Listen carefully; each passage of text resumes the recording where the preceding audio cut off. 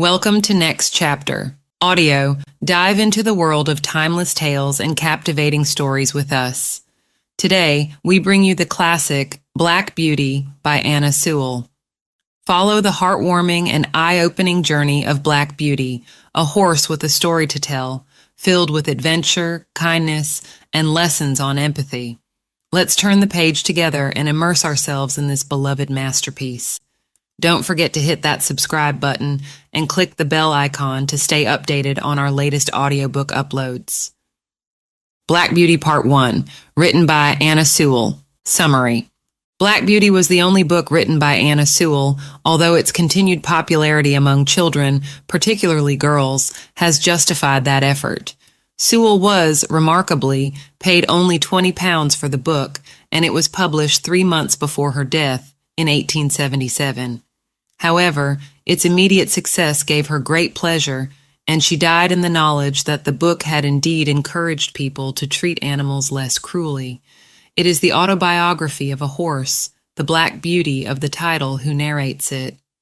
Through various owners who ask different tasks of Black Beauty, he grows and has numerous adventures. He goes from being a riding and carriage horse through being a mistreated town cab horse to eventual happiness in a secure home.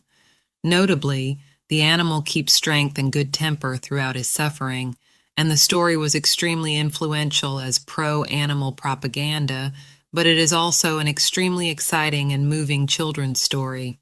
Chapter 1, My Early Home. The first place that I can well remember was a large, pleasant meadow with a pond of clear water in it. Some shady trees leaned over it, and rushes and water lilies grew at the deep end. Over the hedge on one side, we looked into a plowed field, and on the other we looked over a gate at our master's house, which stood by the roadside. At the top of the meadow was a grove of fir trees, and at the bottom a running brook overhung by a steep bank. While I was young, I lived upon my mother's milk, as I could not eat grass. In the daytime, I ran by her side, and at night I lay down close by her. When it was hot, we used to stand by the pond in the shade of the trees, and when it was cold, we had a nice warm shed near the grove. As soon as I was old enough to eat grass, my mother used to go out to work in the daytime and come back in the evening. There were 6 young colts in the meadow besides me. They were older than I was. Some were nearly as large as grown-up horses. I used to run with them and had great fun. We used to gallop all together round and round the field as hard as we could go. Sometimes we had rather rough play, for they would frequently bite and kick as well as gallop. One day, when there was a good deal of kicking, my mother whinnied to me to come to her, and then she said, "I wish you to pay attention to what I'm going to say to you. The colts who live here are very good colts, but they are cart horse colts, and of course they have not learned manners. You have been well bred and well born. Your father has a great name in these parts, and your grandfather won the cup 2 years at the Newmarket races. Your grandmother had the sweetest temper of any horse I ever knew, and I think you have never seen me kick or bite. I hope you will grow up gentle and good and never learn bad ways.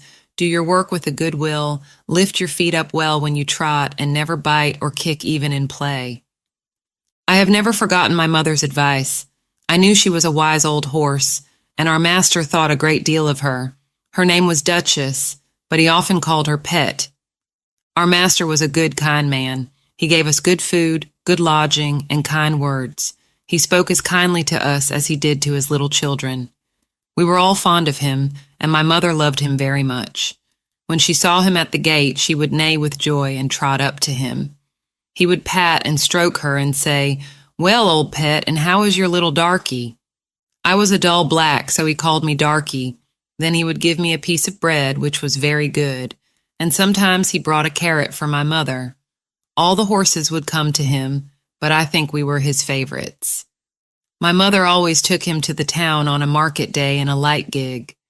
There was a plowboy, Dick, who sometimes came into our field to pluck blackberries from the hedge. When he had eaten all he wanted, he would have what he called fun with the colts, throwing stones and sticks at them to make them gallop. We did not much mind him, for we could gallop off, but sometimes a stone would hit and hurt us.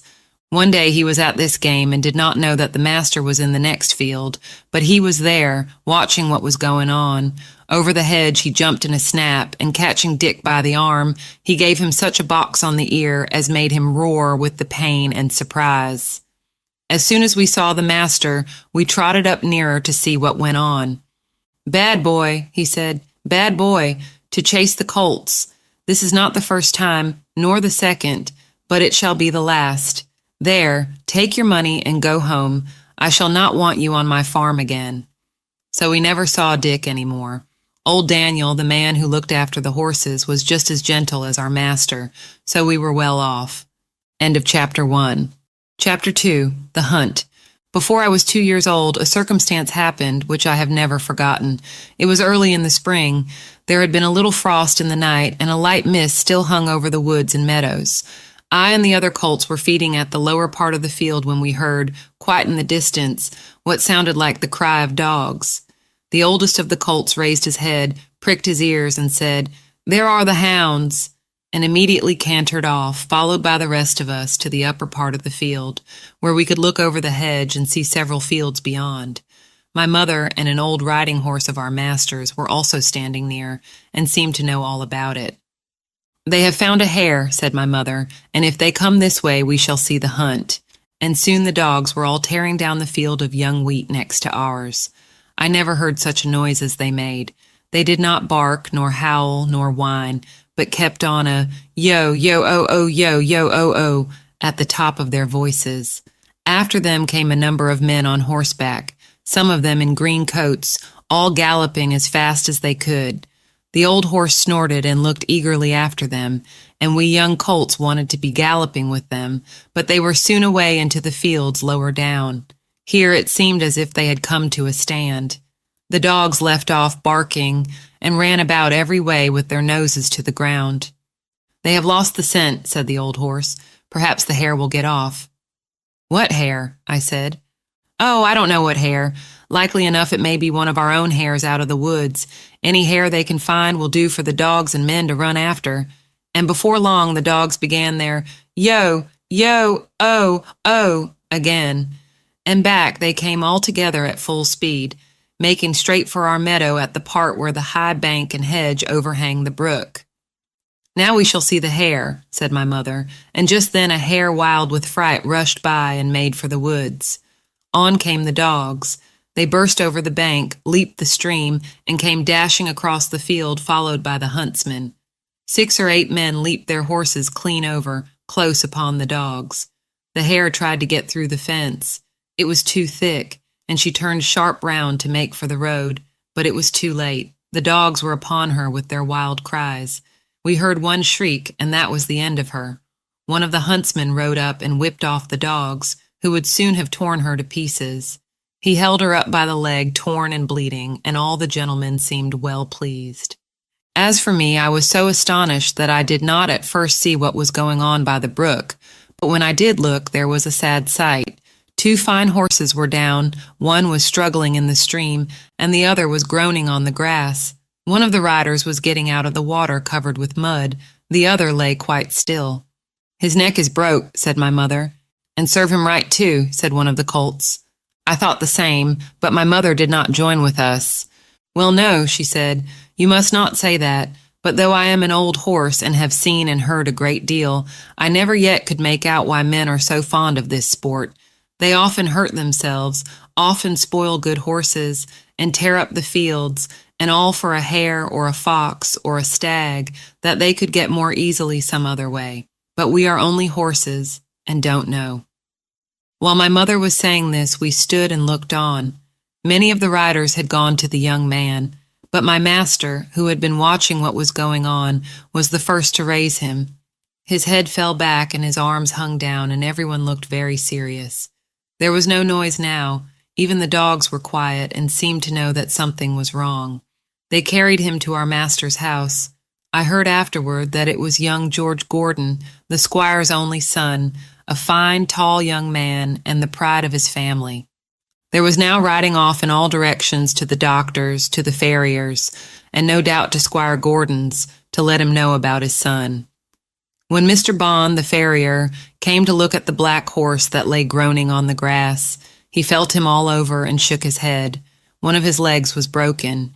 Then someone ran to our master's house and came back with a gun. Presently there was a loud bang and a dreadful shriek, and then all was still. The black horse moved no more. My mother seemed much troubled. She said she had known that horse for years, and that his name was Rob Roy. He was a good horse, and there was no vice in him. She never would go to that part of the field afterward. Not many days after, we heard the church bell tolling for a long time, and looking over the gate, we saw a long, strange black coach that was covered with black cloth and was drawn by black horses. After that came another and another and another, and all were black while the bell kept tolling, tolling. They were carrying young Gordon to the churchyard to bury him. He would never ride again. What they did with Rob Roy, I never knew, but it was all for one little hare. Chapter 3. My breaking in. I was now beginning to grow handsome. My coat had grown fine and soft and was bright black. I had one white foot and a pretty white star on my forehead. I was thought very handsome. My master would not sell me till I was 4 years old. He said lads ought not to work like men, and colts ought not to work like horses till they were quite grown up. When I was 4 years old, Squire Gordon came to look at me. He examined my eyes, my mouth, and my legs.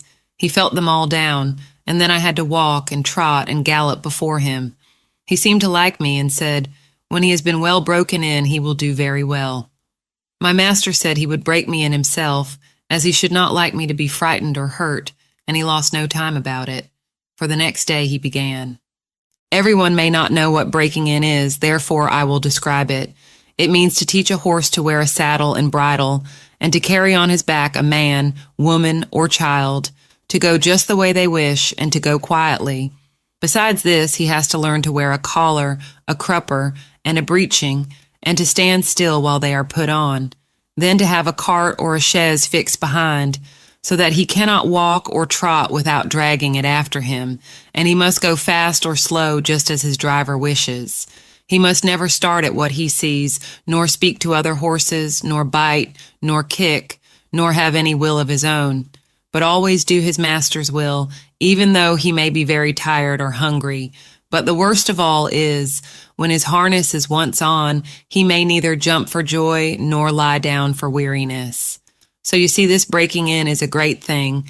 I had, of course, long been used to a halter and a headstall, and to be led about in the fields and lanes quietly, but now I was to have a bit and bridle.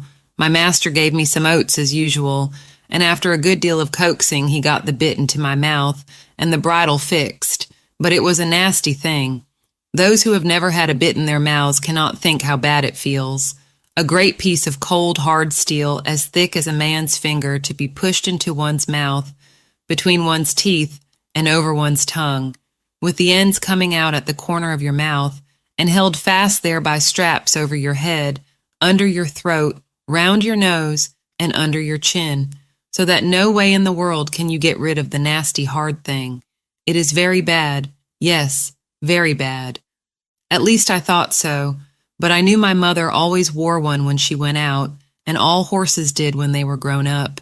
And so, what with the nice oats, and what with my master's pats, kind words, and gentle ways, I got to wear my bit and bridle. The next unpleasant business was putting on the iron shoes. That, too, was very hard at first. My master went with me to the smith's forge to see that I was not hurt or got any fright. The blacksmith took my feet in his hand, one after the other, and cut away some of the hoof. It did not pain me, so I stood still on 3 legs till he had done them all. Then he took a piece of iron the shape of my foot and clapped it on, and drove some nails through the shoe quite into my hoof, so that the shoe was firmly on. My feet felt very stiff and heavy, but in time I got used to it. And now, having got so far, my master went on to break me to harness. There were more new things to wear. First, a stiff, heavy collar just on my neck, and a bridle with great side pieces against my eyes called blinkers, and blinkers indeed they were, for I could not see on either side, but only straight in front of me. Next, there was a small saddle with a nasty stiff strap that went right under my tail. That was the crupper. I hated the crupper. To have my long tail doubled up and poked through that strap was almost as bad as the bit. I never felt more like kicking, but of course I could not kick such a good master, and so in time I got used to everything, and could do my work as well as my mother. I must not forget to mention one part of my training, which I have always considered a very great advantage. My master sent me for a fortnight to a neighboring farmer's, who had a meadow which was skirted on one side by the railway. Here were some sheep and cows, and I was turned in among them. I shall never forget the first train that ran by. I was feeding quietly near the pales which separated the meadow from the railway, when I heard a strange sound at a distance, and before I knew whence it came, with a rush and a clatter and a puffing out of smoke, a long black train of something flew by, and was gone almost before I could draw my breath. I turned and galloped to the further side of the meadow as fast as I could go, and there I stood snorting with astonishment and fear. In the course of the day, many other trains went by, some more slowly. These drew up at the station close by, and sometimes made an awful shriek and groan before they stopped. I thought it very dreadful, but the cows went on eating very quietly, and hardly raised their heads as the black, frightful thing came puffing and grinding past. For the first few days I could not feed in peace, but as I found that this terrible creature never came into the field, or did me any harm, I began to disregard it, and very soon I cared as little about the passing of a train as the cows and sheep did. Since then, I have seen many horses much alarmed and restive at the sight or sound of a steam engine, but thanks to my good master's care, I am as fearless at railway stations as in my own stable. Now, if anyone wants to break in a young horse well, that is the way. My master often drove me in double harness with my mother, because she was steady and could teach me how to go better than a strange horse. She told me the better I behaved, the better I should be treated, and that it was wisest always to do my best to please my master. But, said she, there are a great many kinds of men. There are good, thoughtful men like our master, that any horse may be proud to serve, and there are bad, cruel men who never ought to have a horse or dog to call their own. Besides, there are a great many foolish men, vain, ignorant, and careless, who never trouble themselves to think. These spoil more horses than all, just for want of sense. They don't mean it, but they do it for all that. I hope you will fall into good hands. But a horse never knows who may buy him, or who may drive him. It is all a chance for us. But still I say, do your best wherever it is, and keep up your good name. Chapter 4, Birtwick Park. At this time I used to stand in the stable, and my coat was brushed every day till it shone like a rook's wing. It was early in May when there came a man from Squire Gordon's who took me away to the hall. My master said, "Goodbye, darky, be a good horse and always do your best." I could not say goodbye, so I put my nose into his hand. He patted me kindly, and I left my first home. As I lived some years with Squire Gordon, I may as well tell something about the place. Squire Gordon's park skirted the village of Birtwick. It was entered by a large iron gate, at which stood the first lodge, and then you trotted along on a smooth road between clumps of large old trees, then another lodge and another gate, which brought you to the house and the gardens. Beyond this lay the home paddock, the old orchard, and the stables. There was accommodation for many horses and carriages, but I need only describe the stable into which I was taken. This was very roomy, with 4 good stalls. A large swinging window opened into the yard, which made it pleasant and airy. The first stall was a large square one, shut in behind with a wooden gate. The others were common stalls, good stalls, but not nearly so large. It had a low rack for hay and a low manger for corn. It was called a loose box because the horse that was put into it was not tied up, but left loose to do as he liked. It is a great thing to have a loose box. Into this fine box the groom put me. It was clean, sweet, and airy. I never was in a better box than that, and the sides were not so high but that I could see all that went on through the iron rails that were at the top. He gave me some very nice oats, he patted me, spoke kindly, and then went away. When I had eaten my corn, I looked round. In the stall next to mine stood a little fat gray pony, with a thick mane and tail, a very pretty head, and a pert little nose. I put my head up to the iron rails at the top of my box and said, "How do you do? What is your name?" He turned round as far as his halter would allow, held up his head, and said, "My name is Merrylegs. I am very handsome. I carry the young ladies on my back, and sometimes I take our mistress out in the low chair. They think a great deal of me, and so does James. Are you going to live next door to me in the box?" I said, "Yes." "Well then," he said, "I hope you're good-tempered. I do not like anyone next door who bites." Just then, a horse's head looked over from the stall beyond. The ears were laid back, and the eye looked rather ill-tempered. This was a tall chestnut mare, with a long, handsome neck. She looked across to me and said, "So it is you who have turned me out of my box. It is a very strange thing for a colt like you to come and turn a lady out of her own home." "I beg your pardon," I said. "I have turned no one out. The man who brought me put me here, and I had nothing to do with it. And as to my being a colt, I am turned 4 years old and am a grown-up horse. I never had words yet with horse or mare, and it is my wish to live at peace." "Well," she said, "we shall see. Of course, I do not want to have words with a young thing like you." I said no more. In the afternoon, when she went out, Merrylegs told me all about it. "The thing is this," said Merrylegs. "Ginger has a bad habit of biting and snapping. That is why they call her Ginger, and when she was in the loose box she used to snap very much. One day she bit James in the arm and made it bleed, and so Miss Flora and Miss Jessie, who are very fond of me, were afraid to come into the stable. They used to bring me nice things to eat, an apple or a carrot or a piece of bread, but after Ginger stood in that box they dared not come, and I missed them very much. I hope they will now come again if you do not bite or snap." I told him I never bit anything but grass, hay, and corn, and could not think what pleasure Ginger found it. "Well, I don't think she does find pleasure," says Merrylegs. "It is just a bad habit. She says no one was ever kind to her, and why should she not bite? Of course, it is a very bad habit, but I am sure, if all she says be true, she must have been very ill-used before she came here. John does all he can to please her, and James does all he can, and our master never uses a whip if a horse acts right, so I think she might be good-tempered here. You see," he said, with a wise look, "I am 12 years old. I know a great deal, and I can tell you there is not a better place for a horse all round the country than this. John is the best groom that ever was. He has been here 14 years, and you never saw such a kind boy as James is, so that it is all Ginger's own fault that she did not stay in that box." Chapter 5, A Fair Start. The name of the coachman was John Manley. He had a wife and one little child, and they lived in the coachman's cottage very near the stables. The next morning he took me into the yard and gave me a good grooming, and just as I was going into my box, with my coat soft and bright, the squire came in to look at me and seemed pleased. "John," he said, "I meant to have tried the new horse this morning, but I have other business. You may as well take him around after breakfast. Go by the common and the highwood, and back by the watermill and the river. That will show his paces." "I will, sir," said John.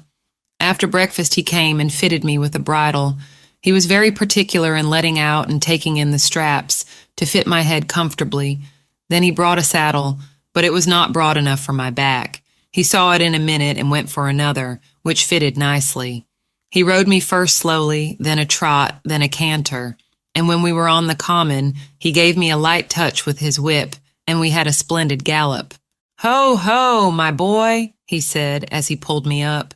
"You would like to follow the hounds, I think." As we came back through the park, we met the squire and Mrs. Gordon walking. They stopped, and John jumped off. "Well, John, how does he go?" "First rate, sir," answered John. "He is as fleet as a deer, and has a fine spirit too, but the lightest touch of the rein will guide him. Down at the end of the common, we met one of those traveling carts hung all over with baskets, rugs, and such like. You know, sir, many horses will not pass those carts quietly. He just took a good look at it and then went on as quiet and pleasant as could be.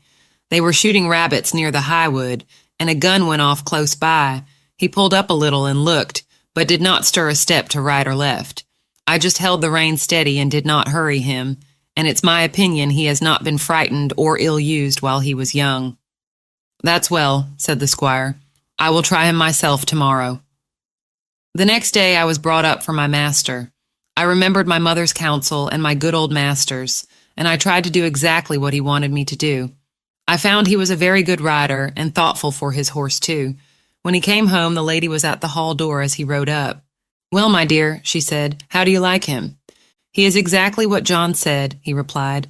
"A pleasanter creature I never wished to mount. What shall we call him?" "Would you like Ebony?" said she. "He is as black as ebony."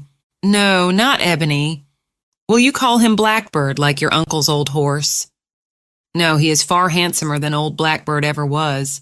"Yes," she said, "he is really quite a beauty, and he has such a sweet, good-tempered face, and such a fine, intelligent eye.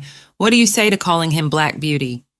"Black Beauty, why, yes, I think that is a very good name. If you like it shall be his name." And so it was. When John went into the stable, he told James that master and mistress had chosen a good, sensible English name for me. That meant something, not like Marengo or Pegasus or Abdallah. They both laughed, and James said, if it was not for bringing back the past, I should have named him Rob Roy, for I never saw two horses more alike. "That's no wonder," said John. "Didn't you know that Farmer Gray's old Duchess was the mother of them both?" I had never heard that before, and so poor Rob Roy, who was killed at that hunt, was my brother. I did not wonder that my mother was so troubled. It seems that horses have no relations. At least they never know each other after they are sold. John seemed very proud of me. He used to make my mane and tail almost as smooth as a lady's hair, and he would talk to me a great deal. Of course, I did not understand all he said, but I learned more and more to know what he meant and what he wanted me to do. I grew very fond of him. He was so gentle and kind. He seemed to know just how a horse feels, and when he cleaned me, he knew the tender places and the ticklish places. When he brushed my head, he went as carefully over my eyes as if they were his own, and never stirred up any ill temper. James Howard, the stable boy, was just as gentle and pleasant in his way, so I thought myself well off. There was another man who helped in the yard, but he had very little to do with Ginger and me. A few days after this, I had to go out with Ginger in the carriage. I wondered how we should get on together, but except laying her ears back when I was led up to her, she behaved very well. She did her work honestly and did her full share, and I never wished to have a better partner in double harness. When we came to a hill, instead of slackening her pace, she would throw her weight right into the collar and pull away straight up. We had both the same sort of courage at our work, and John had oftener to hold us in than to urge us forward. He never had to use the whip with either of us. Then our paces were much the same, and I found it very easy to keep step with her when trotting, which made it pleasant, and Master always liked it when we kept step well, and so did John. After we had been out 2 or 3 times together, we grew quite friendly and sociable, which made me feel very much at home. As for Merrylegs, he and I soon became great friends. He was such a cheerful, plucky, good-tempered little fellow that he was a favorite with everyone, and especially with Miss Jessie and Flora, who used to ride him about in the orchard and have fine games with him and their little dog Frisky. Our master had 2 other horses that stood in another stable. One was Justice, a roan cob, used for riding or for the luggage cart. The other was an old brown hunter named Sir Oliver. He was past work now, but was a great favorite with the master, who gave him the run of the park. He sometimes did a little light carting on the estate, or carried one of the young ladies when they rode out with their father, for he was very gentle and could be trusted with the child as well as Merrylegs. The cob was a strong, well-made, good-tempered horse, and we sometimes had a little chat in the paddock, but of course I could not be so intimate with him as with Ginger, who stood in the same stable. Chapter 5, A Fair Start. The name of the coachman was John Manley. He had a wife and 1 little child, and they lived in the coachman's cottage very near the stables.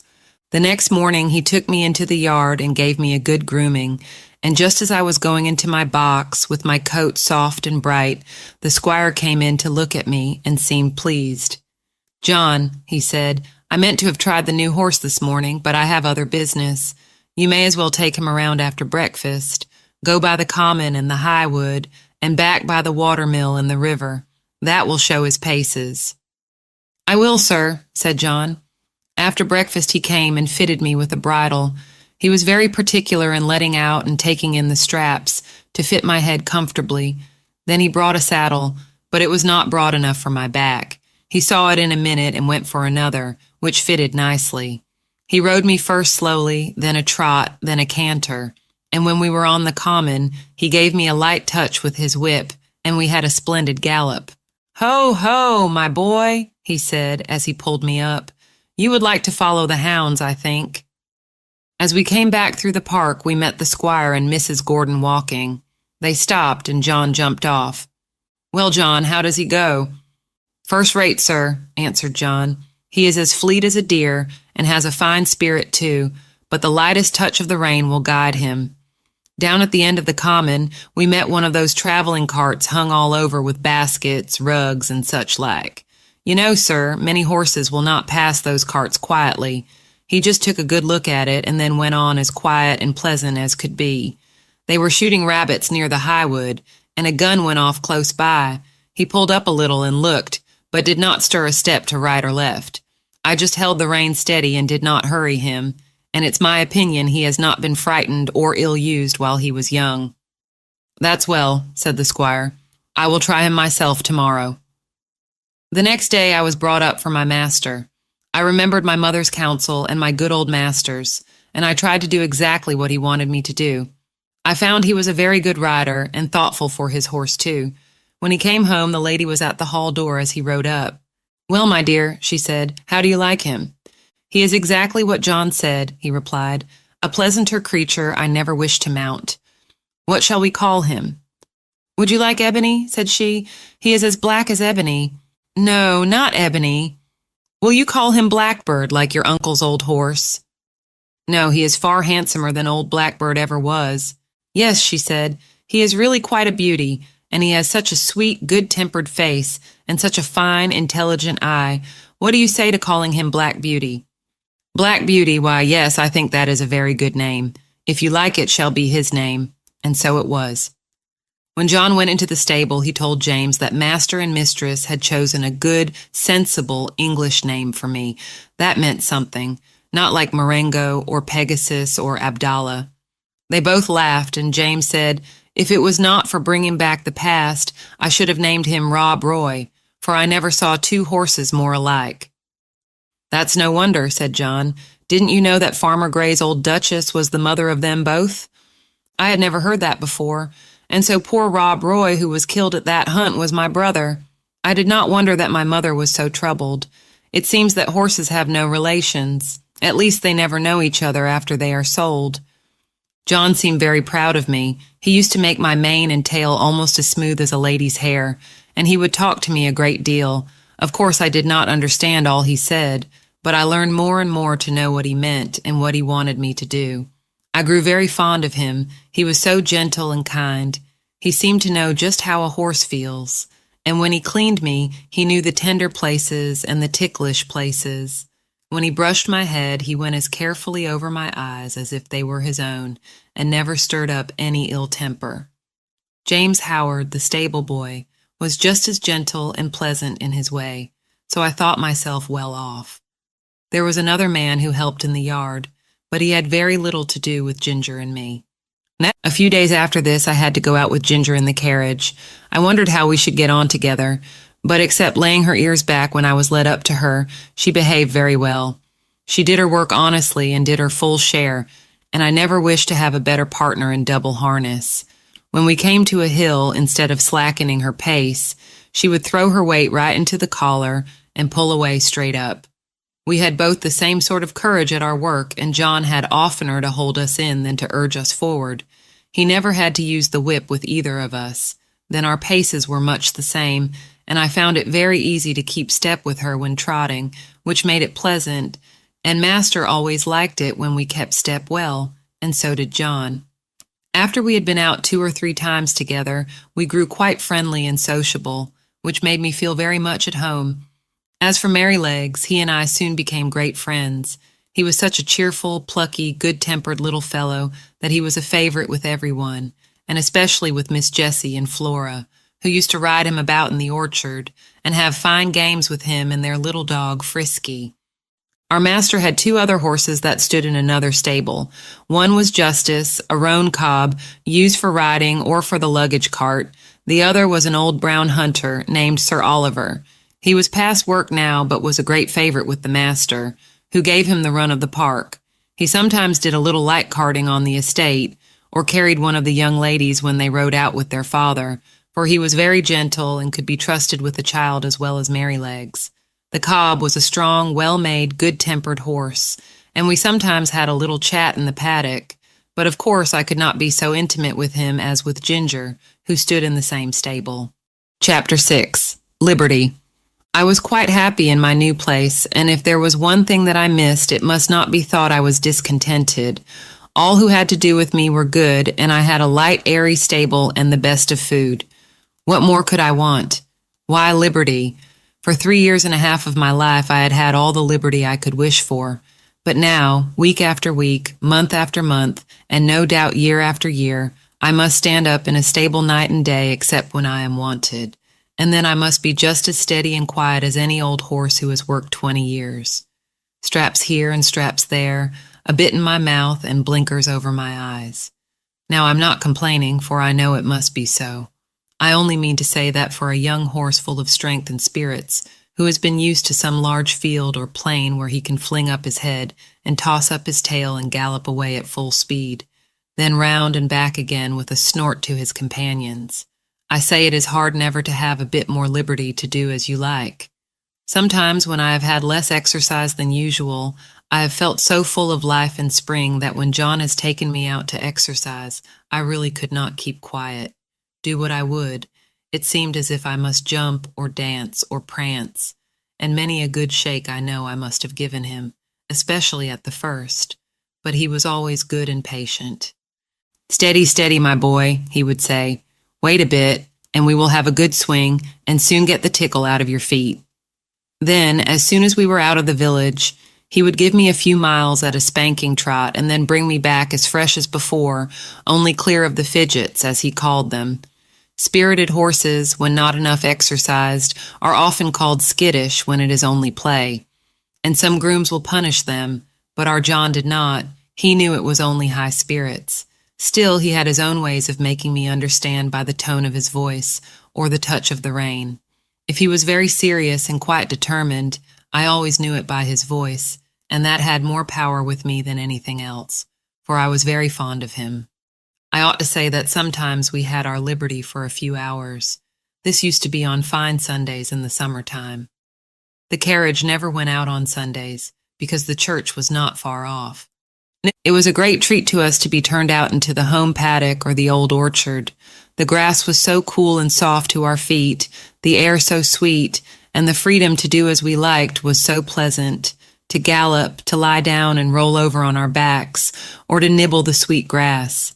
Then it was a very good time for talking, as we stood together under the shade of the large chestnut tree. Chapter 7. Ginger. One day when Ginger and I were standing alone in the shade, we had a great deal of talk. She wanted to know all about my bringing up and breaking in, and I told her. "Well," said she, "if I had had your bringing up, I might have had as good a temper as you, but now I don't believe I ever shall." "Why not?" I said. "Because it has been all so different with me," she replied. "I never had anyone, horse or man, that was kind to me, or that I cared to please. For in the first place I was taken from my mother as soon as I was weaned and put with a lot of other young colts. None of them cared for me, and I cared for none of them. There was no kind master like yours to look after me and talk to me and bring me nice things to eat. The man that had the care of us never gave me a kind word in my life. I do not mean that he ill-used me, but he did not care for us one bit further than to see that we had plenty to eat and shelter in the winter. A footpath ran through our field, and very often the great boys passing through would fling stones to make us gallop. I was never hit, but one fine young colt was badly cut in the face, and I should think it would be a scar for life. We did not care for them, but of course it made us more wild, and we settled it in our minds that boys were our enemies. We had very good fun in the free meadows, galloping up and down and chasing each other round and round the field, then standing still under the shade of the trees. But when it came to breaking in, that was a bad time for me. Several men came to catch me, and when at last they closed me in at one corner of the field, one caught me by the forelock, another caught me by the nose and held it so tight I could hardly draw my breath. Then another took my underjaw in his hard hand and wrenched my mouth open, and so by force they got on the halter and the bar into my mouth. Then one dragged me along by the halter, another flogging behind, and this was the first experience I had of men's kindness. It was all force. They did not give me a chance to know what they wanted. I was high-bred and had a great deal of spirit and was very wild, no doubt, and gave them, I dare say, plenty of trouble. But then it was dreadful to be shut up in a stall day after day instead of having my liberty, and I fretted and pined and wanted to get loose. You know yourself it's bad enough when you have a kind master and plenty of coaxing, but there was nothing of that sort for me. There was one, the old master, Mr. Ryder, who, I think, could soon have brought me round, and could have done anything with me. But he had given up all the hard part of the trade to his son, and to another experienced man, and he only came at times to oversee. His son was a strong, tall, bold man. They called him Samson, and he used to boast that he had never found a horse that could throw him. There was no gentleness in him, as there was in his father, but only hardness, a hard voice, a hard eye, a hard hand, and I felt from the first that what he wanted was to wear all the spirit out of me and just make me into a quiet, humble, obedient piece of horseflesh. Horseflesh, yes, that is all that he thought about, and Ginger stamped her foot as if the very thought of him made her angry. Then she went on, "If I did not do exactly what he wanted, he would get put out and make me run round with that long rein in the training field till he had tired me out. I think he drank a good deal, and I am quite sure that the oftener he drank, the worse it was for me. One day he had worked me hard in every way he could, and when I lay down I was tired and miserable and angry. It all seemed so hard. The next morning he came for me early and ran me round again for a long time. I had scarcely had an hour's rest when he came again for me with a saddle and bridle and a new kind of bit. I could never quite tell how it came about. He had only just mounted me on the training ground when something I did put him out of temper, and he chucked me hard with the rein. The new bit was very painful, and I reared up suddenly, which angered him still more, and he began to flog me. I felt my whole spirit set against him, and I began to kick and plunge and rear as I had never done before, and we had a regular fight. For a long time he stuck to the saddle and punished me cruelly with his whip and spurs, but my blood was thoroughly up, and I cared for nothing he could do if only I could get him off. At last, after a terrible struggle, I threw him off backward. I heard him fall heavily on the turf, and without looking behind me, I galloped off to the other end of the field. There I turned round and saw my persecutor slowly rising from the ground and going into the stable. I stood under an oak tree and watched, but no one came to catch me. The time went on, and the sun was very hot. The flies swarmed round me and settled on my bleeding flanks where the spurs had dug in. I felt hungry, for I had not eaten since the early morning, but there was not enough grass in that meadow for a goose to live on. I wanted to lie down and rest, but with the saddle strapped tightly on there was no comfort, and there was not a drop of water to drink. The afternoon wore on, and the sun got low. I saw the other colts led in, and I knew they were having a good feed. At last, just as the sun went down, I saw the old master come out with a sieve in his hand. He was a very fine old gentleman with quite white hair, but his voice was what I should know him by among 1,000. It was not high, nor yet low, but full and clear and kind. And when he gave orders, it was so steady and decided that everyone knew, both horses and men, that he expected to be obeyed. He came quietly along, now and then shaking the oats about that he had in the sieve, and speaking cheerfully and gently to me. "Come along, lassie, come along, lassie, come along, come along." I stood still and let him come up. He held the oats to me, and I began to eat without fear. His voice took all my fear away. He stood by, patting and stroking me while I was eating, and seeing the clots of blood on my side, he seemed very vexed. Poor lassie, it was a bad business, a bad business. Then he quietly took the rein and led me to the stable. Just at the door stood Samson. I laid my ears back and snapped at him. "Stand back," said the master, "and keep out of her way. You've done a bad day's work for this filly." He growled out something about a vicious brute. "Hark ye," said the father, "a bad-tempered man will never make a good-tempered horse. You've not learned your trade yet, Samson." Then he led me into my box, took off the saddle and bridle with his own hands, and tied me up. Then he called for a pail of warm water and a sponge, took off his coat, and while the stableman held the pail, he sponged my sides a good while, so tenderly that I was sure he knew how sore and bruised they were. "Whoa, my pretty one," he said, "stand still, stand still." His very voice did me good, and the bathing was very comfortable. The skin was so broken at the corners of my mouth that I could not eat the hay, the stalks hurt me. He looked closely at it, shook his head, and told the man to fetch a good bran mash and put some meal into it. How good that mash was, and so soft and healing to my mouth. He stood by all the time I was eating, stroking me and talking to the man. "If a high-mettled creature like this," said he, "can't be broken by fair means, she will never be good for anything." After that, he often came to see me, and when my mouth was healed, the other breaker, Job they called him, went on training me. He was steady and thoughtful, and I soon learned what he wanted. Chapter 8. Ginger's story continued. The next time that Ginger and I were together in the paddock, she told me about her first place. "After my breaking in," she said, "I was bought by a dealer to match another chestnut horse. For some weeks he drove us together, and then we were sold to a fashionable gentleman and were sent up to London.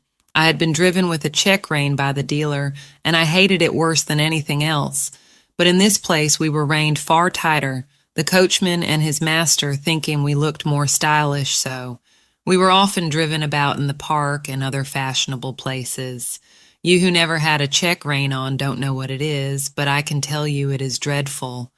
I like to toss my head about and hold it as high as any horse, but fancy now yourself if you tossed your head up high and were obliged to hold it there, and that for hours together, not able to move it at all, except with a jerk still higher, your neck aching till you did not know how to bear it. Besides that, to have 2 bits instead of 1, and mine was a sharp one, it hurt my tongue and my jaw, and the blood from my tongue colored the froth that kept flying from my lips as I chafed and fretted at the bits and rein. It was worst when we had to stand by the hour waiting for our mistress at some grand party or entertainment, and if I fretted or stamped with impatience, the whip was laid on. It was enough to drive one mad. "Did not your master take any thought for you?" I said. "No," said she. "He only cared to have a stylish turnout, as they call it. I think he knew very little about horses. He left that to his coachman, who told him I had an irritable temper, that I had not been well broken to the check rein, but I should soon get used to it. But he was not the man to do it, for when I was in the stable, miserable and angry, instead of being smoothed and quieted by kindness, I got only a surly word or a blow. If he had been civil, I would have tried to bear it.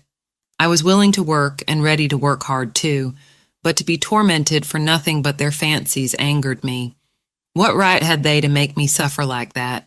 Besides the soreness in my mouth and the pain in my neck, it always made my windpipe feel bad, and if I had stopped there long, I know it would have spoiled my breathing. But I grew more and more restless and irritable. I could not help it, and I began to snap and kick when anyone came to harness me. For this the groom beat me, and one day, as they had just buckled us into the carriage and were straining my head up with that rein, I began to plunge and kick with all my might. I soon broke a lot of harness and kicked myself clear, so that was an end of that place. After this I was sent to Tattersall's to be sold. Of course I could not be warranted free from vice, so nothing was said about that. My handsome appearance and good paces soon brought a gentleman to bid for me, and I was bought by another dealer. He tried me in all kinds of ways and with different bits, and he soon found out what I could not bear. At last he drove me quite without a check rein, and then sold me as a perfectly quiet horse to a gentleman in the country. He was a good master, and I was getting on very well, but his old groom left him, and a new one came. This man was as hard-tempered and hard-handed as Samson. He always spoke in a rough, impatient voice, and if I did not move in the stall the moment he wanted me, he would hit me above the hocks with his stable broom or the fork, whichever he might have in his hand. Everything he did was rough, and I began to hate him. He wanted to make me afraid of him, but I was too high-mettled for that, and one day, when he had aggravated me more than usual, I bit him, which of course put him in a great rage, and he began to hit me about the head with a riding whip. After that, he never dared to come into my stall again. Either my heels or my teeth were ready for him, and he knew it. I was quite quiet with my master, but of course he listened to what the man said, and so I was sold again. The same dealer heard of me and said he thought he knew one place where I should do well. 'Twas a pity, he said, that such a fine horse should go to the bad for want of a real good chance. And the end of it was that I came here not long before you did, but I had then made up my mind that men were my natural enemies and that I must defend myself. Of course it is very different here, but who knows how long it will last? I wish I could think about things as you do, but I can't after all I've gone through. Well, I said, I think it would be a real shame if you were to bite or kick John or James. I don't mean to, she said, while they are good to me. I did bite James once pretty sharp, but John said, try her with kindness. And instead of punishing me as I expected, James came to me with his arm bound up and brought me a bran mash and stroked me, and I have never snapped at him since, and I won't either. I was sorry for Ginger, but of course I knew very little then, and I thought most likely she made the worst of it. However, I found that as the weeks went on, she grew much more gentle and cheerful, and had lost the watchful, defiant look that she used to turn on any strange person who came near her. And one day James said, I do believe that mare is getting fond of me. She quite whinnied after me this morning, when I had been rubbing her forehead. Aye, aye, Jim, 'tis the Birtwick balls, said John. She'll be as good as Black Beauty by and by. Kindness is all the physic she wants, poor thing. Master noticed the change, too, and one day when he got out of the carriage and came to speak to us, as he often did, he stroked her beautiful neck. Well, my pretty one, well, how do things go with you now? You are a good bit happier than when you came to us, I think. She put her nose up to him in a friendly, trustful way, while he rubbed it gently. We shall make a cure of her, John, he said. Yes, sir, she's wonderfully improved. She's not the same creature that she was. It's the Birtwick balls, sir, said John, laughing. This was a little joke of John's. He used to say that a regular course of the Birtwick horse balls would cure almost any vicious horse. These balls, he said, were made up of patience and gentleness, firmness and petting. 1 pound of each to be mixed up with half a pint of common sense and given to the horse every day. Chapter 9. Merrylegs. Mr. Blomefield, the vicar, had a large family of boys and girls. Sometimes they used to come and play with Miss Jessie and Flora. One of the girls was as old as Miss Jessie. 2 of the boys were older, and there were several little ones. When they came, there was plenty of work for Merrylegs, for nothing pleased them so much as getting on him by turns and riding him all about the orchard and the home paddock, and this they would do by the hour together. One afternoon he had been out with them a long time, and when James brought him in and put on his halter, he said, There, you rogue, mind how you behave yourself, or we shall get into trouble. What have you been doing, Merrylegs? I asked. Oh, said he, tossing his little head, I have only been giving those young people a lesson. They did not know when they had had enough, nor when I had had enough, so I just pitched them off backward. That was the only thing they could understand. What? Said I. You threw the children off? I thought you did know better than that. Did you throw Miss Jessie or Miss Flora? He looked very much offended and said, Of course not. I would not do such a thing for the best oats that ever came into the stable. Why, I am as careful of our young ladies as the master could be, and as for the little ones, it is I who teach them to ride. When they seem frightened or a little unsteady on my back, I go as smooth and as quiet as old Pussy when she is after a bird. And when they are all right, I go on again faster, you see, just to use them to it. So don't you trouble yourself preaching to me. I am the best friend and the best riding master those children have. It is not them, it is the boys. Boys, said he, shaking his mane, are quite different. They must be broken in as we were broken in when we were colts, and just be taught what's what. The other children had ridden me about for nearly 2 hours, and then the boys thought it was their turn, and so it was, and I was quite agreeable. They rode me by turns, and I galloped them about, up and down the fields, and all about the orchard, for a good hour. They had each cut a great hazel stick for a riding whip and laid it on a little too hard, but I took it in good part, till at last I thought we had had enough, so I stopped 2 or 3 times by way of a hint. Boys, you see, think a horse or pony is like a steam engine or a thrashing machine and can go on as long and as fast as they please. They never think that a pony can get tired or have any feelings. So as the one who was whipping me could not understand, I just rose up on my hind legs and let him slip off behind. That was all. He mounted me again, and I did the same. Then the other boy got up, and as soon as he began to use his stick, I laid him on the grass, and so on, till they were able to understand. That was all. They are not bad boys. They don't wish to be cruel. I like them very well, but you see I had to give them a lesson. When they brought me to James and told him I think he was very angry to see such big sticks. He said they were only fit for drovers or gypsies, and not for young gentlemen. If I had been you, said Ginger, I would have given those boys a good kick, and that would have given them a lesson. No doubt you would, said Merrylegs, but then I am not quite such a fool, begging your pardon, as to anger our master or make James ashamed of me. Besides, those children are under my charge when they are riding. I tell you they are entrusted to me. Why, only the other day I heard our master say to Mrs. Blomefield, My dear madam, you need not be anxious about the children. My old Merrylegs will take as much care of them as you or I could. I assure you I would not sell that pony for any money. He is so perfectly good-tempered and trustworthy.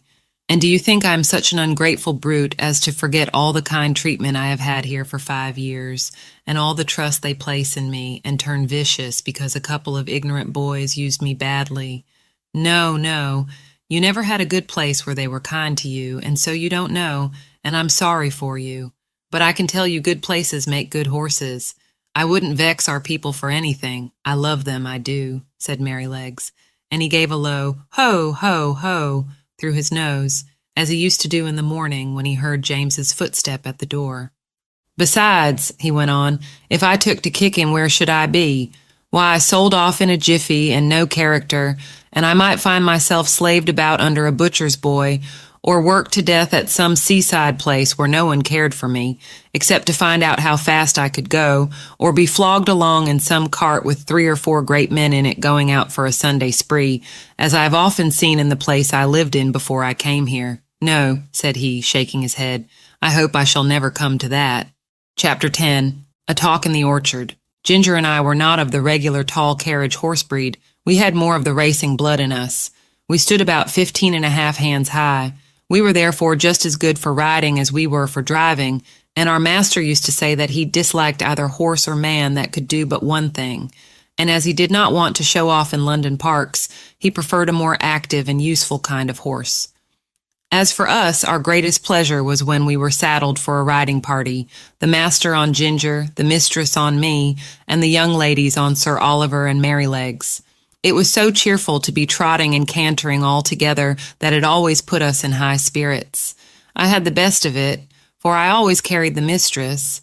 Her weight was little, her voice was sweet, and her hand was so light on the rein that I was guided almost without feeling it.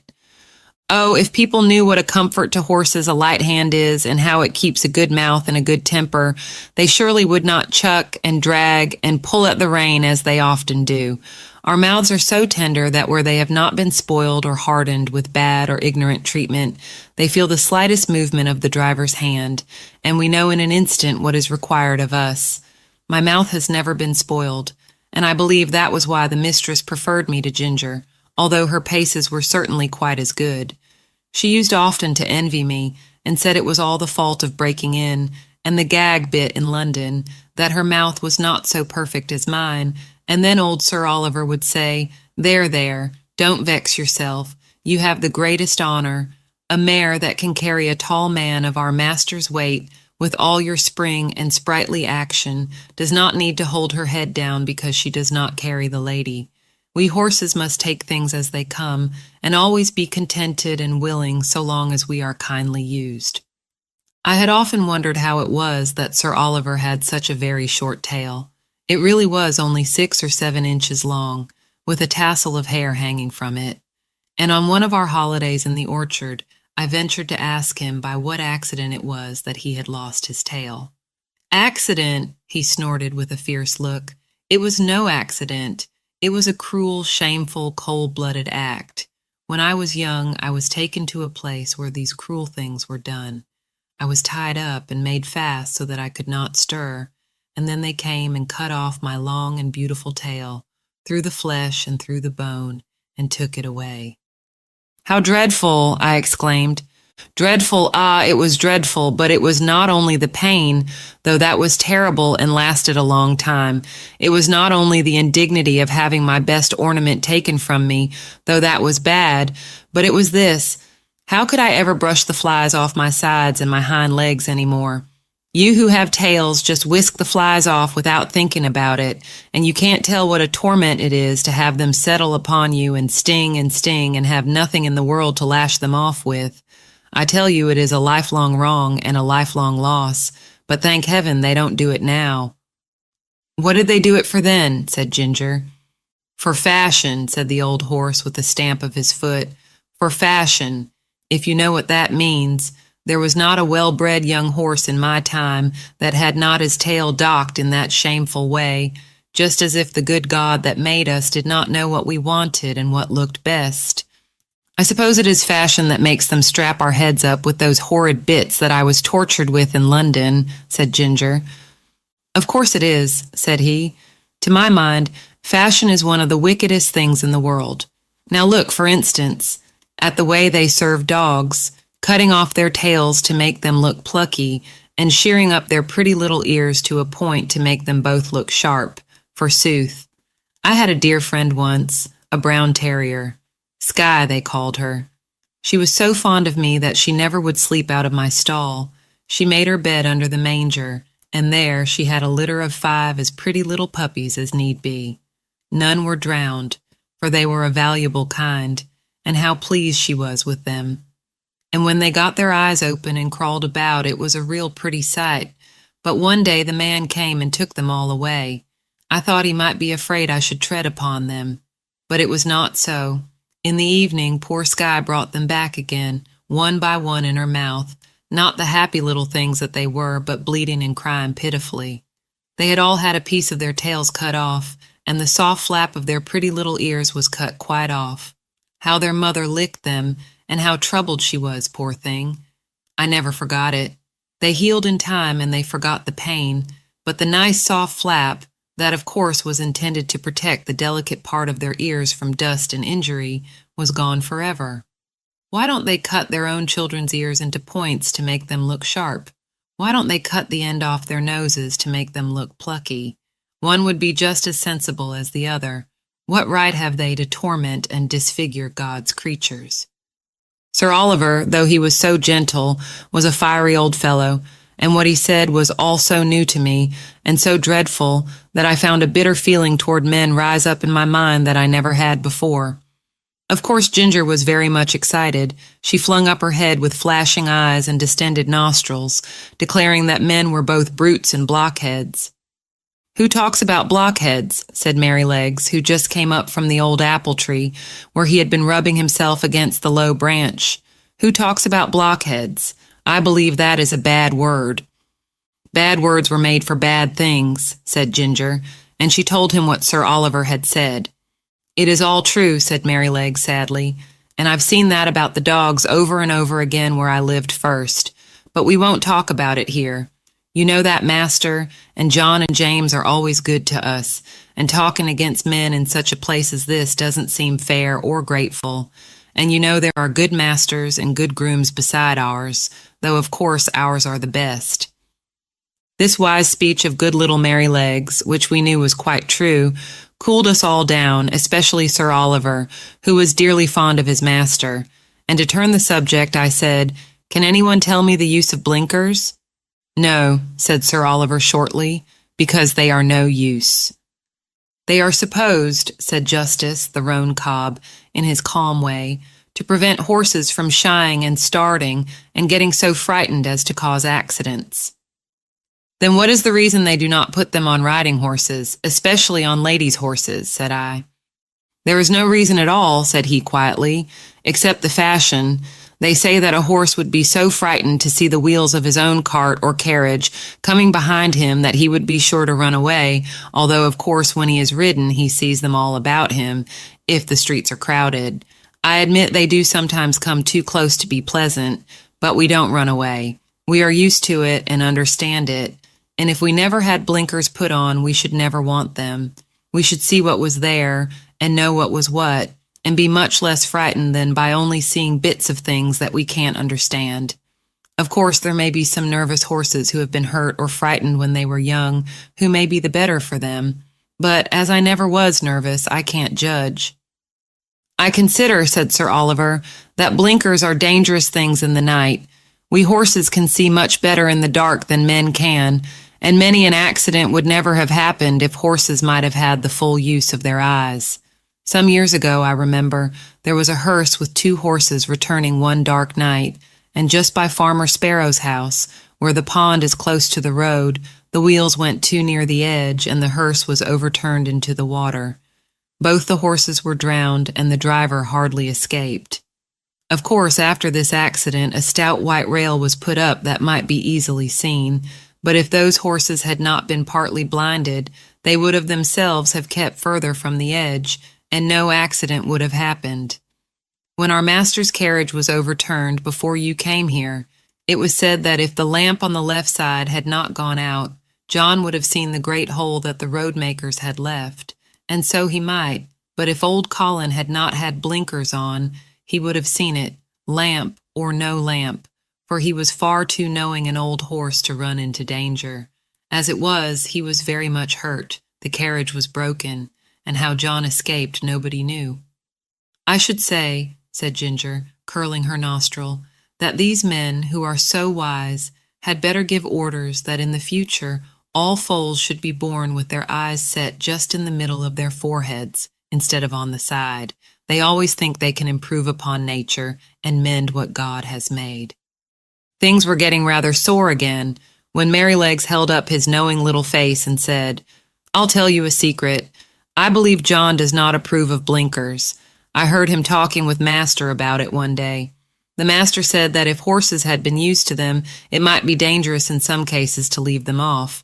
And John said he thought it would be a good thing if all colts were broken in without blinkers, as was the case in some foreign countries. So let us cheer up and have a run to the other end of the orchard. I believe the wind has blown down some apples, and we might just as well eat them as the slugs. Merrylegs could not be resisted, so we broke off our long conversation and got up our spirits by munching some very sweet apples which lay scattered on the grass. Chapter 11. Plain speaking. The longer I lived at Birtwick, the more proud and happy I felt at having such a place. Our master and mistress were respected and beloved by all who knew them. They were good and kind to everybody and everything, not only men and women, but horses and donkeys, dogs and cats, cattle and birds. There was no oppressed or ill-used creature that had not a friend in them, and their servants took the same tone. If any of the village children were known to treat any creature cruelly, they soon heard about it from the hall. The squire and Farmer Gray had worked together, as they said, for more than 20 years to get check reins on the cart horses done away with, and in our parts you seldom saw them, and sometimes, if mistress met a heavily laden horse with his head strained up, she would stop the carriage and get out, and reason with the driver in her sweet, serious voice, and try to show him how foolish and cruel it was. I don't think any man could withstand our mistress. I wish all ladies were like her. Our master, too, used to come down very heavy sometimes. I remember he was riding me toward home one morning when we saw a powerful man driving toward us in a light pony chaise, with a beautiful little bay pony with slender legs and a high-bred, sensitive head and face. Just as he came to the park gates, the little thing turned toward them. The man, without word or warning, wrenched the creature's head round with such a force and suddenness that he nearly threw it on its haunches. Recovering itself, it was going on, when he began to lash it furiously. The pony plunged forward, but the strong, heavy hand held the pretty creature back with force, almost enough to break its jaw, while the whip still cut into him. It was a dreadful sight to me, for I knew what fearful pain it gave that delicate little mouth. But Master gave me the word, and we were up with him in a second.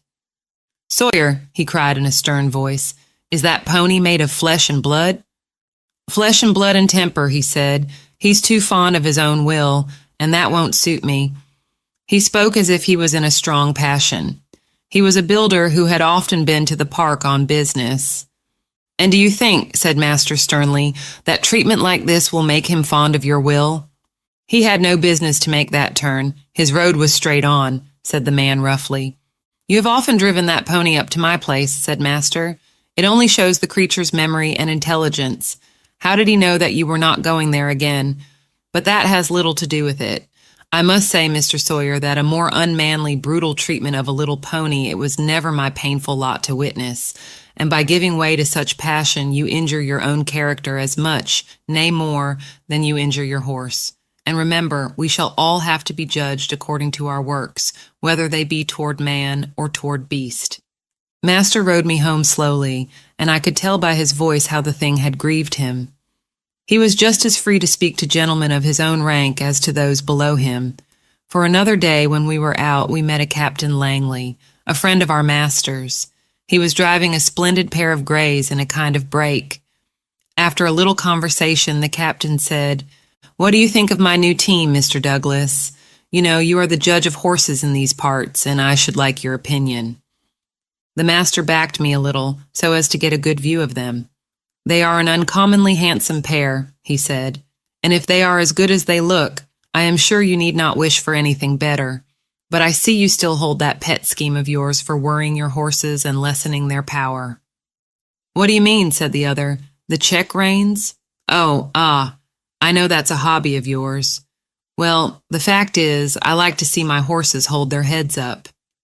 "So do I," said Master, "as well as any man, but I don't like to see them held up. That takes all the shine out of it. Now, you are a military man, Langley, and no doubt like to see your regiment look well on parade, heads up and all that.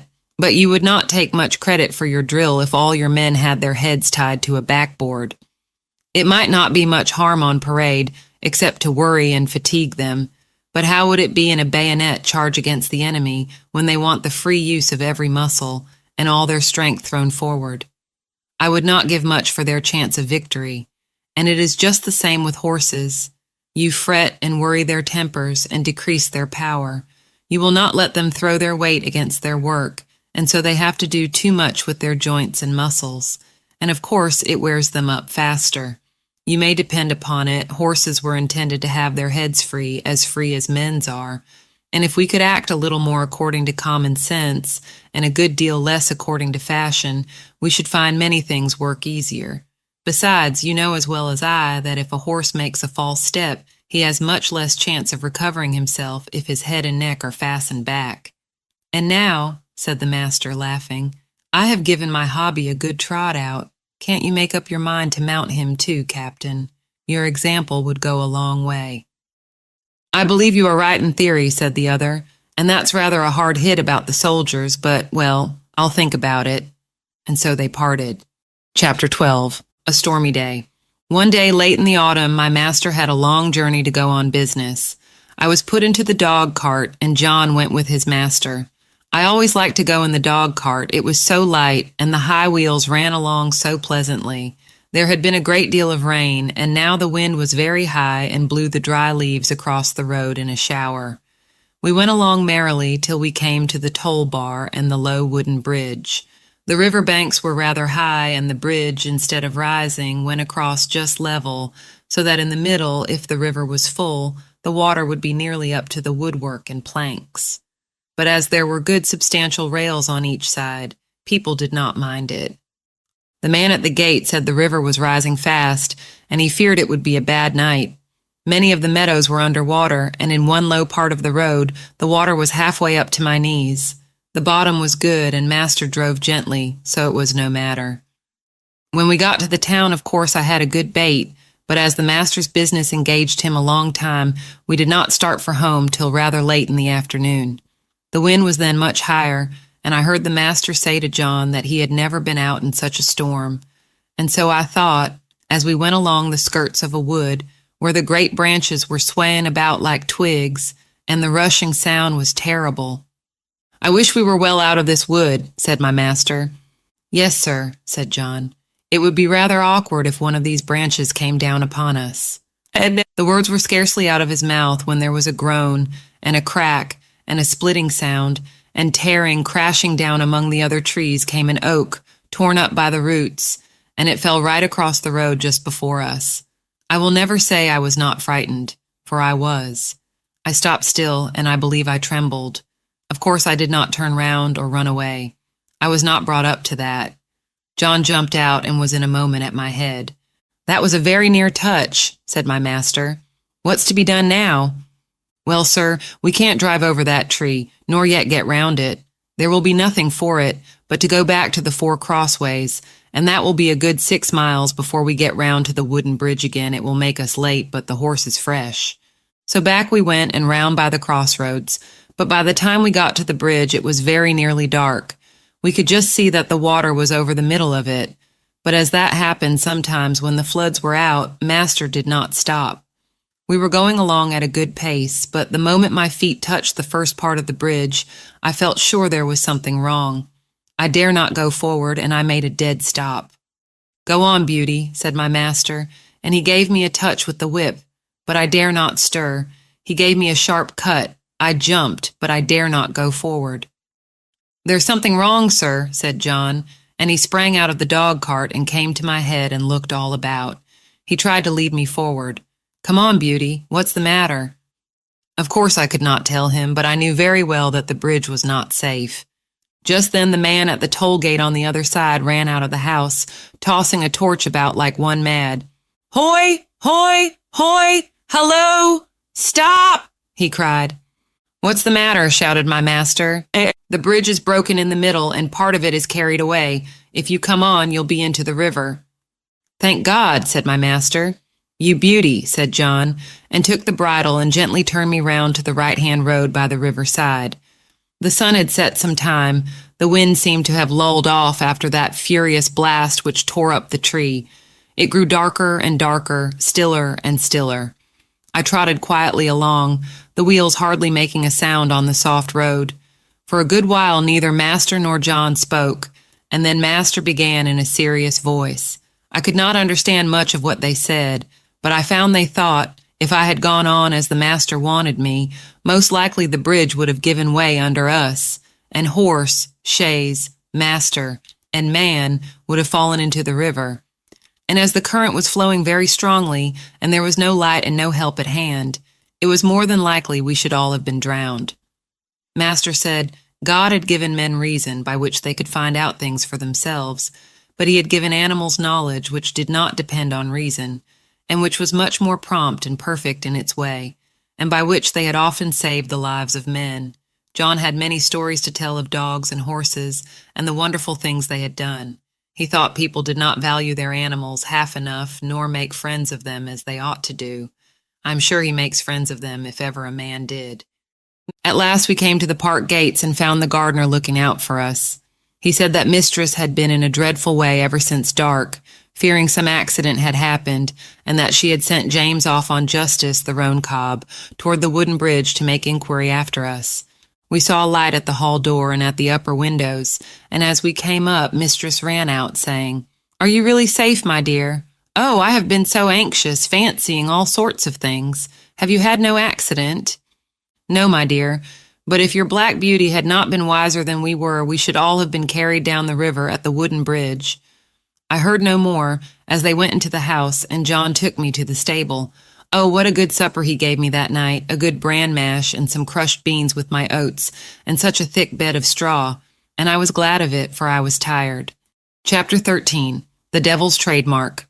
One day when John and I had been out on some business of our master's, and were returning gently on a long, straight road, at some distance we saw a boy trying to leap a pony over a gate. The pony would not take the leap, and the boy cut him with the whip, but he only turned off on one side. He whipped him again, but the pony turned off on the other side. Then the boy got off and gave him a hard thrashing, and knocked him about the head. Then he got up again, and tried to make him leap the gate, kicking him all the time shamefully, but still the pony refused.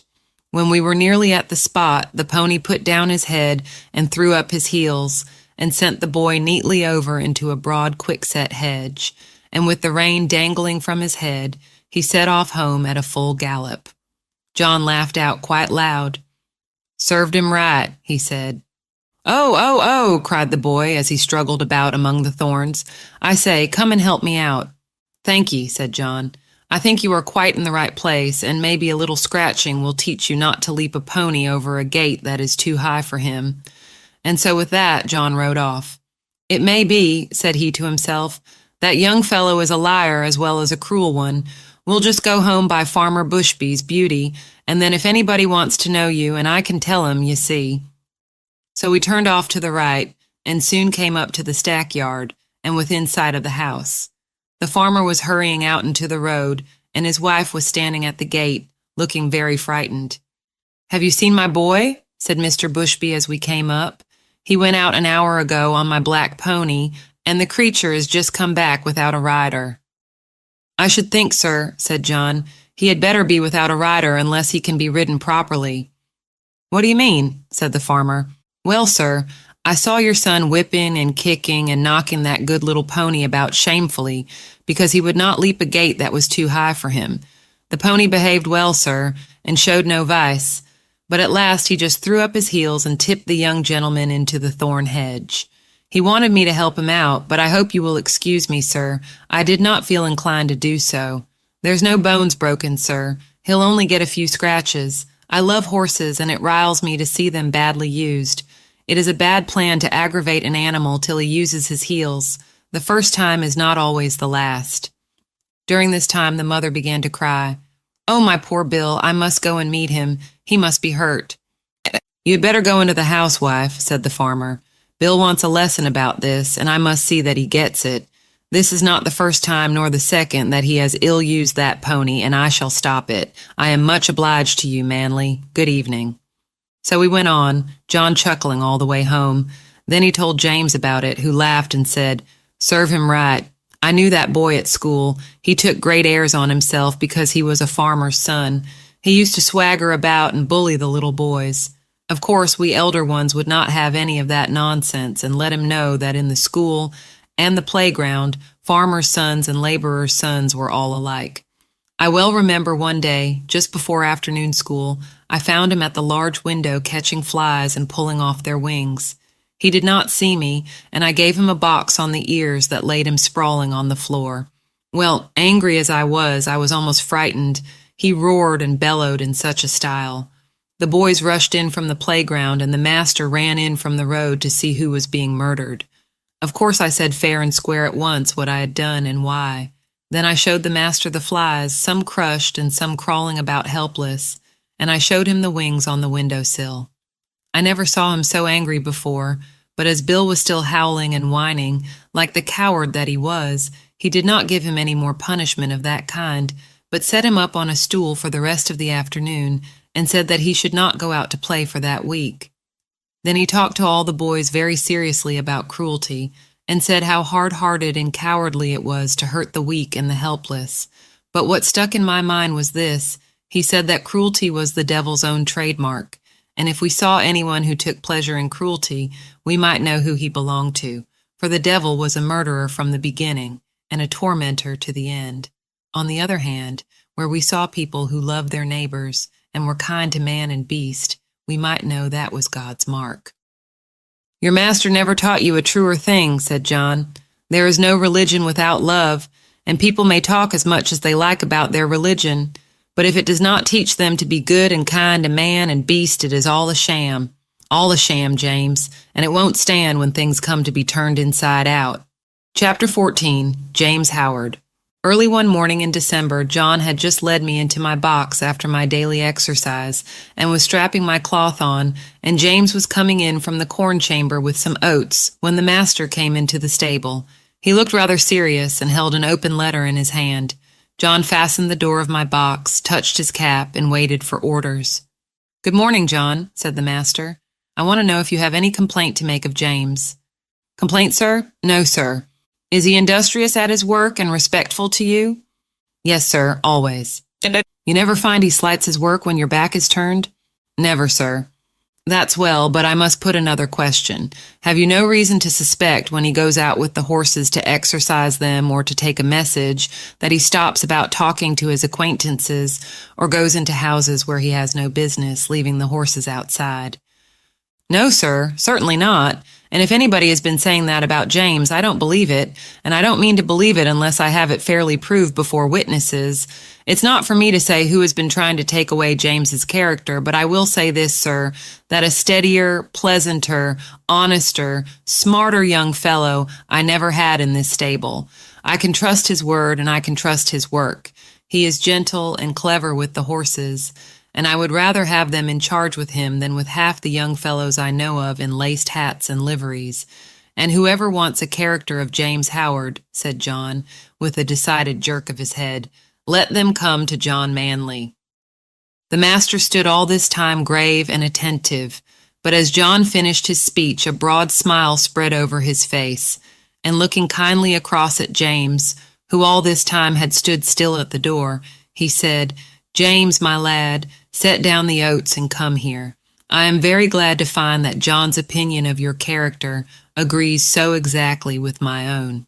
John is a cautious man, he said, with a droll smile, and it is not always easy to get his opinion about people, so I thought if I beat the bush on this side, the birds would fly out, and I should learn what I wanted to know quickly, so now we will come to business. I have a letter from my brother-in-law, Sir Clifford Williams of Clifford Hall. He wants me to find him a trustworthy young groom, about 20 or 21, who knows his business. His old coachman, who has lived with him 30 years, is getting feeble, and he wants a man to work with him and get into his ways, who would be able, when the old man was pensioned off, to step into his place. He would have 18 shillings a week at first, a stable suit, a driving suit, a bedroom over the coach house, and a boy under him. Sir Clifford is a good master, and if you could get the place, it would be a good start for you. I don't want to part with you, and if you left us, I know John would lose his right hand. That I should, sir, said John, but I would not stand in his light for the world. How old are you, James? Said master. 19 next May, sir. That's young. What do you think, John? Well, sir, it is young, but he is as steady as a man, and is strong and well grown, and though he has not had much experience in driving, he has a light, firm hand and a quick eye, and he is very careful, and I am quite sure no horse of his will be ruined for want of having his feet and shoes looked after. Your word will go the furthest, John, said the master, for Sir Clifford adds in a postscript, if I could find a man trained by your John, I should like him better than any other. So, James, lad, think it over, talk to your mother at dinner time, and then let me know what you wish. In a few days after this conversation, it was fully settled that James should go to Clifford Hall in a month or 6 weeks, as it suited his master, and in the meantime, he was to get all the practice in driving that could be given to him. I never knew the carriage to go out so often before.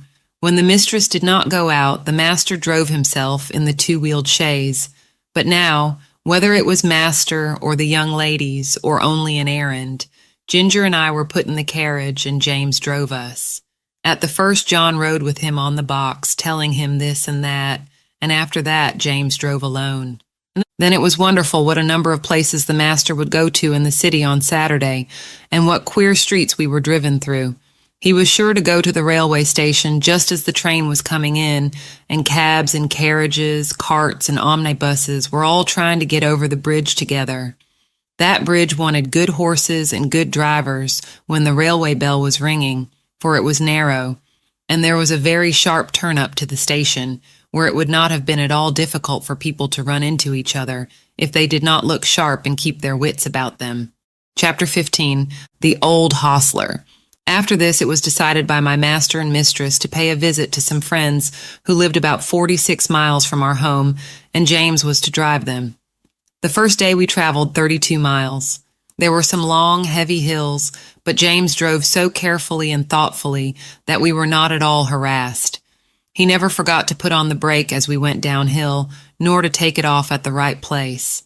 He kept our feet on the smoothest part of the road, and if the uphill was very long, he set the carriage wheels a little across the road so as not to run back, and gave us a breathing. All these little things help a horse very much, particularly if he gets kind words into the bargain. We stopped once or twice on the road, and just as the sun was going down, we reached the town where we were to spend the night. We stopped at the principal hotel, which was in the marketplace. It was a very large one. We drove under an archway into a long yard, at the further end of which were the stables and coach houses. 2 hostlers came to take us out. The head hostler was a pleasant, active little man with a crooked leg and a yellow striped waistcoat. I never saw a man unbuckle harness so quickly as he did, and with a pat and a good word, he led me to a long stable with 6 or 8 stalls in it and 2 or 3 horses. The other man brought Ginger. James stood by while we were rubbed down and cleaned. I never was cleaned so lightly and quickly as by that little old man. When he had done, James stepped up and felt me over, as if he thought I could not be thoroughly done, but he found my coat as clean and smooth as silk. "Well," he said, "I thought I was pretty quick, and our John quicker still, but you do beat all I ever saw for being quick and thorough at the same time." "Practice makes perfect," said the crooked little hostler, "and it would be a pity if it didn't. 40 years practice and not perfect. Ha ha ha, that would be a pity. And as to being quick, why, bless you, that is only a matter of habit.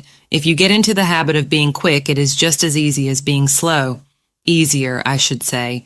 In fact, it don't agree with my health to be hulking about over a job twice as long as it need take. Bless you, I couldn't whistle if I crawled over my work as some folks do. You see, I have been about horses ever since I was 12 years old, in hunting stables and racing stables, and being small, you see, I was jockey for several years.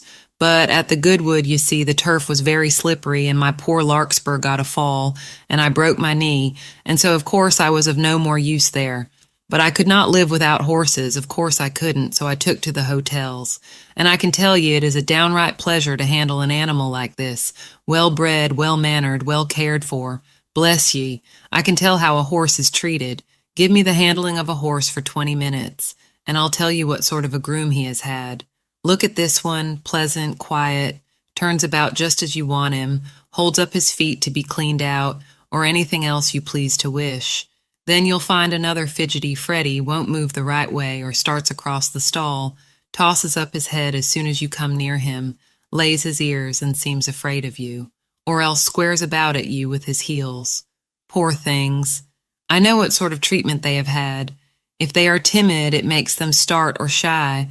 If they are high-mettled, it makes them vicious or dangerous. Their tempers are mostly made when they are young. Bless you. They are like children. Train 'em up in the way they should go, as the good book says, and when they are old, they will not depart from it if they have a chance. "I like to hear you talk," said James. "That's the way we lay it down at home at our master's." "Who is your master, young man, if it be a proper question? I should judge he is a good one from what I see." "He is Squire Gordon of Birtwick Park, the other side the Beacon Hills," said James. "Ah, so I have heard tell of him. Fine judge of horses, ain't he? The best rider in the county." "I believe he is," said James, "but he rides very little now since the poor young master was killed." "Ah, poor gentleman, I read all about it in the paper at the time. A fine horse killed too, wasn't there?" "Yes," said James. "He was a splendid creature, brother to this one, and just like him." "Pity, pity," said the old man. "'Twas a bad place to leap, if I remember. A thin fence at top, a steep bank down to the stream, wasn't it? No chance for a horse to see where he is going. Now, I am for bold riding as much as any man, but still, there are some leaps that only a very knowing old huntsman has any right to take. A man's life and a horse's life are worth more than a fox's tail. At least, I should say they ought to be." During this time, the other man had finished Ginger and had brought our corn, and James and the old man left the stable together.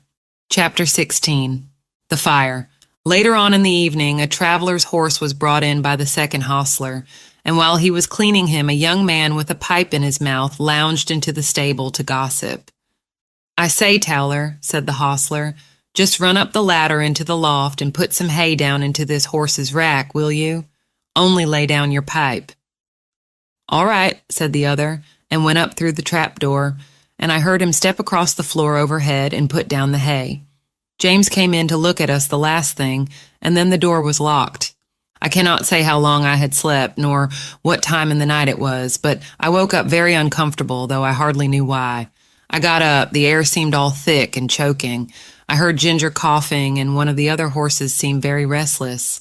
It was quite dark, and I could see nothing, but the stable seemed full of smoke, and I hardly knew how to breathe. The trapdoor had been left open, and I thought that was the place it came through. I listened and heard a soft rushing sort of noise and a low crackling and snapping. I did not know what it was, but there was something in the sound so strange that it made me tremble all over. The other horses were all awake. Some were pulling at their halters, others stamping. At last I heard steps outside, and the hostler who had put up the traveler's horse burst into the stable with a lantern and began to untie the horses and try to lead them out. But he seemed in such a hurry and so frightened himself that he frightened me still more. The first horse would not go with him. He tried the second and third, and they too would not stir. He came to me next and tried to drag me out of the stall by force. Of course that was no use. He tried us all by turns and then left the stable. No doubt we were very foolish, but danger seemed to be all round, and there was nobody we knew to trust in, and all was strange and uncertain. The fresh air that had come in through the open door made it easier to breathe, but the rushing sound overhead grew louder, and as I looked upward through the bars of my empty rack, I saw a red light flickering on the wall. Then I heard a cry of "Fire!" outside, and the old hostler quietly and quickly came in. He got one horse out and went to another, but the flames were playing round the trapdoor, and the roaring overhead was dreadful. The next thing I heard was James's voice, quiet and cheery as it always was. "Come, my beauties, it is time for us to be off, so wake up and come along." I stood nearest the door, so he came to me first, patting me as he came in. "Come, beauty, on with your bridle, my boy. We'll soon be out of this smother." It was on in no time. Then he took the scarf off his neck and tied it lightly over my eyes, and patting and coaxing, he led me out of the stable. Safe in the yard, he slipped the scarf off my eyes and shouted, "Here, somebody, take this horse while I go back for the other." A tall, broad man stepped forward and took me, and James darted back into the stable. I set up a shrill whinny as I saw him go. Ginger told me afterward that whinny was the best thing I could have done for her, for had she not heard me outside, she would never have had courage to come out. There was much confusion in the yard, the horses being got out of other stables, and the carriages and gigs being pulled out of houses and sheds, lest the flames should spread further. On the other side, the yard windows were thrown up, and people were shouting all sorts of things, but I kept my eye fixed on the stable door, where the smoke poured out thicker than ever, and I could see flashes of red light. Presently, I heard above all the stir and din a loud, clear voice, which I knew was Master's. James Howard, are you there?" There was no answer, but I heard a crash of something falling in the stable, and the next moment I gave a loud, joyful neigh, for I saw James coming through the smoke leading Ginger with him. She was coughing violently, and he was not able to speak. "My brave lad," said Master, laying his hand on his shoulder, "are you hurt?" James shook his head, for he could not yet speak. "Aye," said the big man who held me, "he is a brave lad, and no mistake." "And now," said Master, "when you have got your breath, James, we'll get out of this place as quickly as we can." And we were moving toward the entry, when from the marketplace there came a sound of galloping feet and loud rumbling wheels. "'Tis the fire engine! The fire engine!" shouted 2 or 3 voices. "Stand back! Make way!" And clattering and thundering over the stones, 2 horses dashed into the yard with a heavy engine behind them. The firemen leaped to the ground. There was no need to ask where the fire was. It was rolling up in a great blaze from the roof. We got out as fast as we could into the broad, quiet marketplace. The stars were shining, and except the noise behind us, all was still. Master led the way to a large hotel on the other side, and as soon as the hostler came, he said, "James, I must now hasten to your mistress. I trust the horses entirely to you. Order whatever you think is needed." And with that, he was gone. The master did not run, but I never saw mortal man walk so fast as he did that night. There was a dreadful sound before we got into our stalls, the shrieks of those poor horses that were left burning to death in the stable. It was very terrible, and made both Ginger and me feel very bad. We, however, were taken in and well done by. The next morning the master came to see how we were and to speak to James. I did not hear much, for the hostler was rubbing me down, but I could see that James looked very happy, and I thought the master was proud of him. Our mistress had been so much alarmed in the night that the journey was put off till the afternoon, so James had the morning on hand, and went first to the inn to see about our harness and the carriage, and then to hear more about the fire. When he came back, we heard him tell the hostler about it. At first, no one could guess how the fire had been caused, but at last a man said he saw Dick Towler go into the stable with a pipe in his mouth, and when he came out he had not one, and went to the tap for another. Then the under hostler said he had asked Dick to go up the ladder to put down some hay, but told him to lay down his pipe first. Dick denied taking the pipe with him, but no one believed him. I remember our John Manley's rule, never to allow a pipe in the stable, and thought it ought to be the rule everywhere. James said the roof and floor had all fallen in, and that only the black walls were standing. The 2 poor horses that could not be got out were buried under the burnt rafters and tiles. Chapter 17, John Manley's Talk. The rest of our journey was very easy, and a little after sunset we reached the house of my master's friend. We were taken into a clean, snug stable. There was a kind coachman who made us very comfortable, and who seemed to think a good deal of James when he heard about the fire. "There is one thing quite clear, young man," he said. "Your horses know who they can trust. It is one of the hardest things in the world to get horses out of a stable when there is either fire or flood. I don't know why they won't come out, but they won't. Not 1 in 20. We stopped 2 or 3 days at this place and then returned home. All went well on the journey. We were glad to be in our own stable again, and John was equally glad to see us. Before he and James left us for the night, James said, "I wonder who is coming in my place." "Little Joe Green at the lodge," said John. "Little Joe Green? Why, he's a child." "He is 14 and a half, said John, "but he is such a little chap.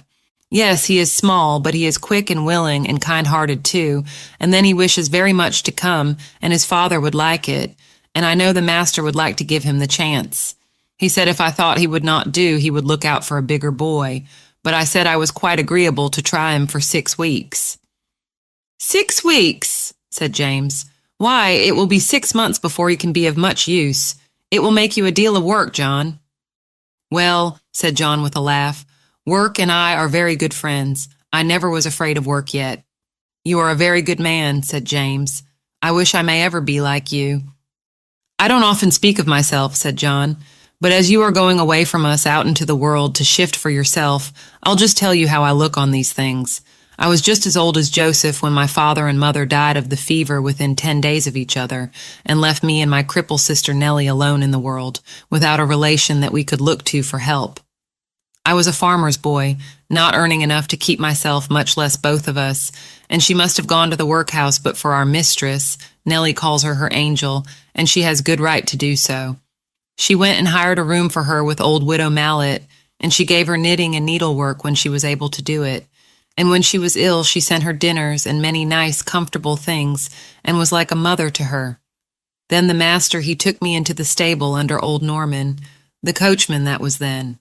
I had my food at the house and my bed in the loft, and a suit of clothes, and 3 shillings a week, so that I could help Nellie. Then there was Norman.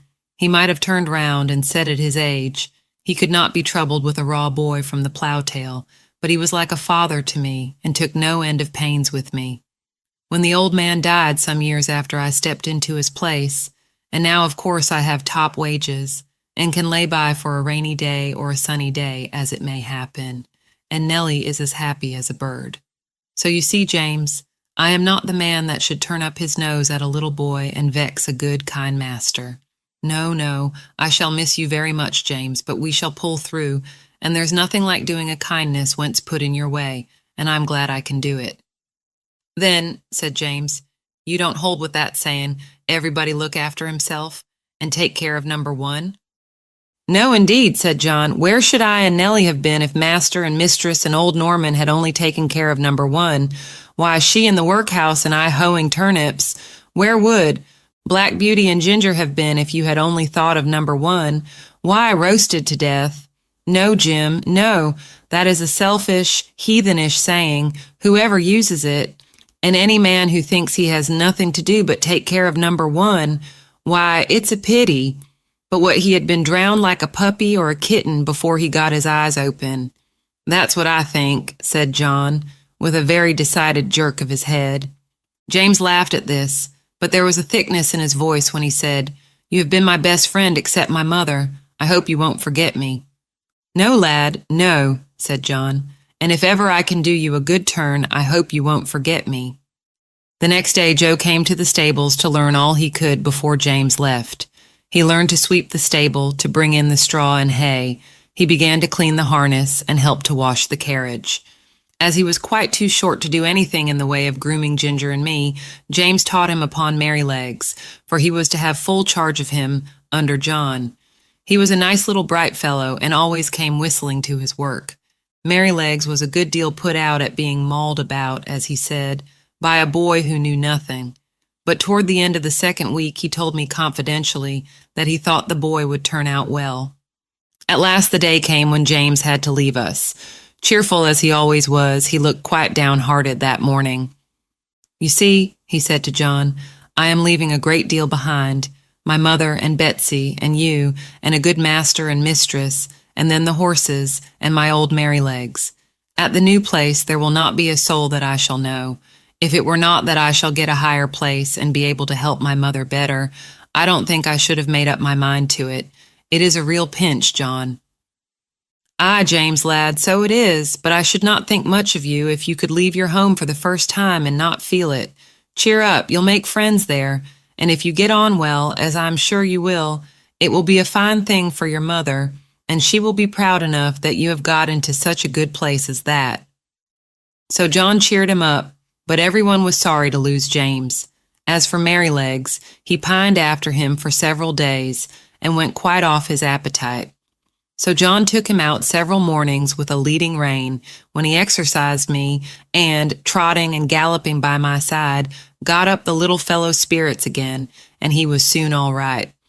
Joe's father would often come in and give a little help, as he understood the work, and Joe took a great deal of pains to learn, and John was quite encouraged about him. Chapter 18, Going for the Doctor. One night, a few days after James had left, I had eaten my hay and was lying down in my straw fast asleep, when I was suddenly roused by the stable bell ringing very loud. I heard the door of John's house open and his feet running up to the hall. He was back again in no time. He unlocked the stable door and came in, calling out, "Wake up, Beauty! You must go well now, if ever you did." And almost before I could think, he had got the saddle on my back and the bridle on my head. He just ran round for his coat and then took me at a quick trot up to the hall door. The squire stood there with a lamp in his hand. "Now, John," he said, "ride for your life, that is, for your mistress's life. There is not a moment to lose. Give this note to Dr. White, give your horse a rest at the inn, and be back as soon as you can." John said, "Yes, sir," and was on my back in a minute. The gardener who lived at the lodge had heard the bell ring and was ready with the gate open, and away we went through the park and through the village and down the hill till we came to the toll gate. John called very loud and thumped upon the door. The man was soon out and flung open the gate. "Now," said John, "do you keep the gate open for the doctor. Here's the money," and off he went again. There was before us a long piece of level road by the riverside. John said to me, "Now, Beauty, do your best," and so I did. I wanted no whip nor spur, and for 2 miles I galloped as fast as I could lay my feet to the ground. I don't believe that my old grandfather, who won the race at Newmarket, could have gone faster. When we came to the bridge, John pulled me up a little and patted my neck. "Well done, Beauty, good old fellow," he said. He would have let me go slower, but my spirit was up, and I was off again as fast as before. The air was frosty, the moon was bright. It was very pleasant. We came through a village, then through a dark wood, then uphill, then downhill, till after 8 miles' run we came to the town, through the streets and into the marketplace. It was all quite still except the clatter of my feet on the stones. Everybody was asleep. The church clock struck 3 as we drew up at Dr. White's door. John rang the bell twice and then knocked at the door like thunder. A window was thrown up, and Dr. White, in his nightcap, put his head out and said, "What do you want?" "Mrs. Gordon is very ill, sir. Master wants you to go at once. He thinks she will die if you cannot get there. Here is a note." "Wait," he said. "I will come." He shut the window and was soon at the door. "The worst of it is," he said, "that my horse has been out all day and is quite done up. My son has just been sent for, and he has taken the other. What is to be done? Can I have your horse?" "He has come at a gallop nearly all the way, sir, and I was to give him a rest here. But I think my master would not be against it, if you think fit, sir." "All right," he said. "I will soon be ready." John stood by me and stroked my neck. I was very hot. The doctor came out with his riding whip. "You need not take that, sir," said John. "Black Beauty will go till he drops. Take care of him, sir, if you can. I should not like any harm to come to him." "No, no, John," said the doctor. "I hope not," and in a minute we had left John far behind. I will not tell about our way back. The doctor was a heavier man than John, and not so good a rider. However, I did my very best. The man at the toll gate had it open. When we came to the hill, the doctor drew me up. "Now, my good fellow," he said, "take some breath." I was glad he did, for I was nearly spent, but that breathing helped me on, and soon we were in the park. Joe was at the lodge gate. My master was at the hall door, for he had heard us coming. He spoke not a word. The doctor went into the house with him, and Joe led me to the stable. I was glad to get home. My legs shook under me, and I could only stand and pant. I had not a dry hair on my body, the water ran down my legs, and I steamed all over, Joe used to say, like a pot on the fire. Poor Joe, he was young and small, and as yet he knew very little, and his father, who would have helped him, had been sent to the next village, but I'm sure he did the very best he knew. He rubbed my legs and my chest, but he did not put my warm cloth on me. He thought I was so hot I should not like it. Then he gave me a pailful of water to drink. It was cold and very good, and I drank it all. Then he gave me some hay and some corn, and thinking he had done right, he went away. Soon I began to shake and tremble and turned deadly cold. My legs ached, my loins ached, and my chest ached, and I felt sore all over. Oh, how I wished for my warm, thick cloth as I stood and trembled. I wished for John, but he had 8 miles to walk, so I lay down in my straw and tried to go to sleep. After a long while, I heard John at the door. I gave a low moan, for I was in great pain. He was at my side in a moment, stooping down by me. I could not tell him how I felt, but he seemed to know it all. He covered me up with 2 or 3 warm cloths, and then ran to the house for some hot water. He made me some warm gruel, which I drank, and then I think I went to sleep. John seemed to be very much put out. I heard him say to himself over and over again, stupid boy, no cloth put on, and I dare say the water was cold too. Boys are no good." But Joe was a good boy after all. I was now very ill. A strong inflammation had attacked my lungs, and I could not draw my breath without pain. John nursed me night and day. He would get up 2 or 3 times in the night to come to me. My master, too, often came to see me. "My poor Beauty," he said one day, "my good horse, you saved your mistress' life, Beauty. Yes, you saved her life." I was very glad to hear that, for it seems the doctor had said if we had been a little longer, it would have been too late. John told my master he never saw a horse go so fast in his life. It seemed as if the horse knew what was the matter. Of course I did, though John thought not. At least I knew as much as this, that John and I must go at the top of our speed, and that it was for the sake of the mistress. Chapter 19. Only Ignorance. I do not know how long I was ill. Mr. Bond, the horse doctor, came every day. One day he bled me. John held a pail for the blood. I felt very faint after it and thought I should die, and I believe they all thought so too. Ginger and Merrylegs had been moved into the other stable so that I might be quiet, for the fever made me very quick of hearing. Any little noise seemed quite loud, and I could tell everyone's footstep going to and from the house. I knew all that was going on. One night John had to give me a draught. Thomas Green came in to help him. After I had taken it, and John had made me as comfortable as he could, he said he should stay half an hour to see how the medicine settled. Thomas said he would stay with him, so they went and sat down on a bench that had been brought into Merrylegs' stall and put down the lantern at their feet, that I might not be disturbed with the light. For a while, both men sat silent, and then Tom Green said in a low voice, "I wish, John, you'd say a bit of a kind word to Joe. The boy is quite broken-hearted. He can't eat his meals, and he can't smile." He says he knows it was all his fault, though he is sure he did the best he knew, and he says if Beauty dies, no one will ever speak to him again. It goes to my heart to hear him. I think you might give him just a word. He is not a bad boy." After a short pause, John said slowly, "You must not be too hard upon me, Tom. I know he meant no harm. I never said he did. I know he is not a bad boy. But you see, I am sore myself. That horse is the pride of my heart, to say nothing of his being such a favorite with the master and mistress, and to think that his life may be flung away in this manner is more than I can bear. But if you think I am hard on the boy, I will try to give him a good word tomorrow, that is, I mean if Beauty is better." "Well, John, thank you.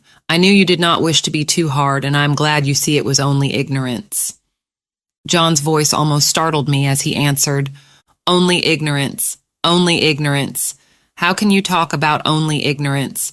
Don't you know that it is the worst thing in the world, next to wickedness, and which does the most mischief heaven only knows? If people can say, 'Oh, I did not know, I did not mean any harm,' they think it is all right. I suppose Martha Mulwash did not mean to kill that baby when she dosed it with Dalby and soothing syrups, but she did kill it and was tried for manslaughter." "And serve her right, too," said Tom. "A woman should not undertake to nurse a tender little child without knowing what is good and what is bad for it."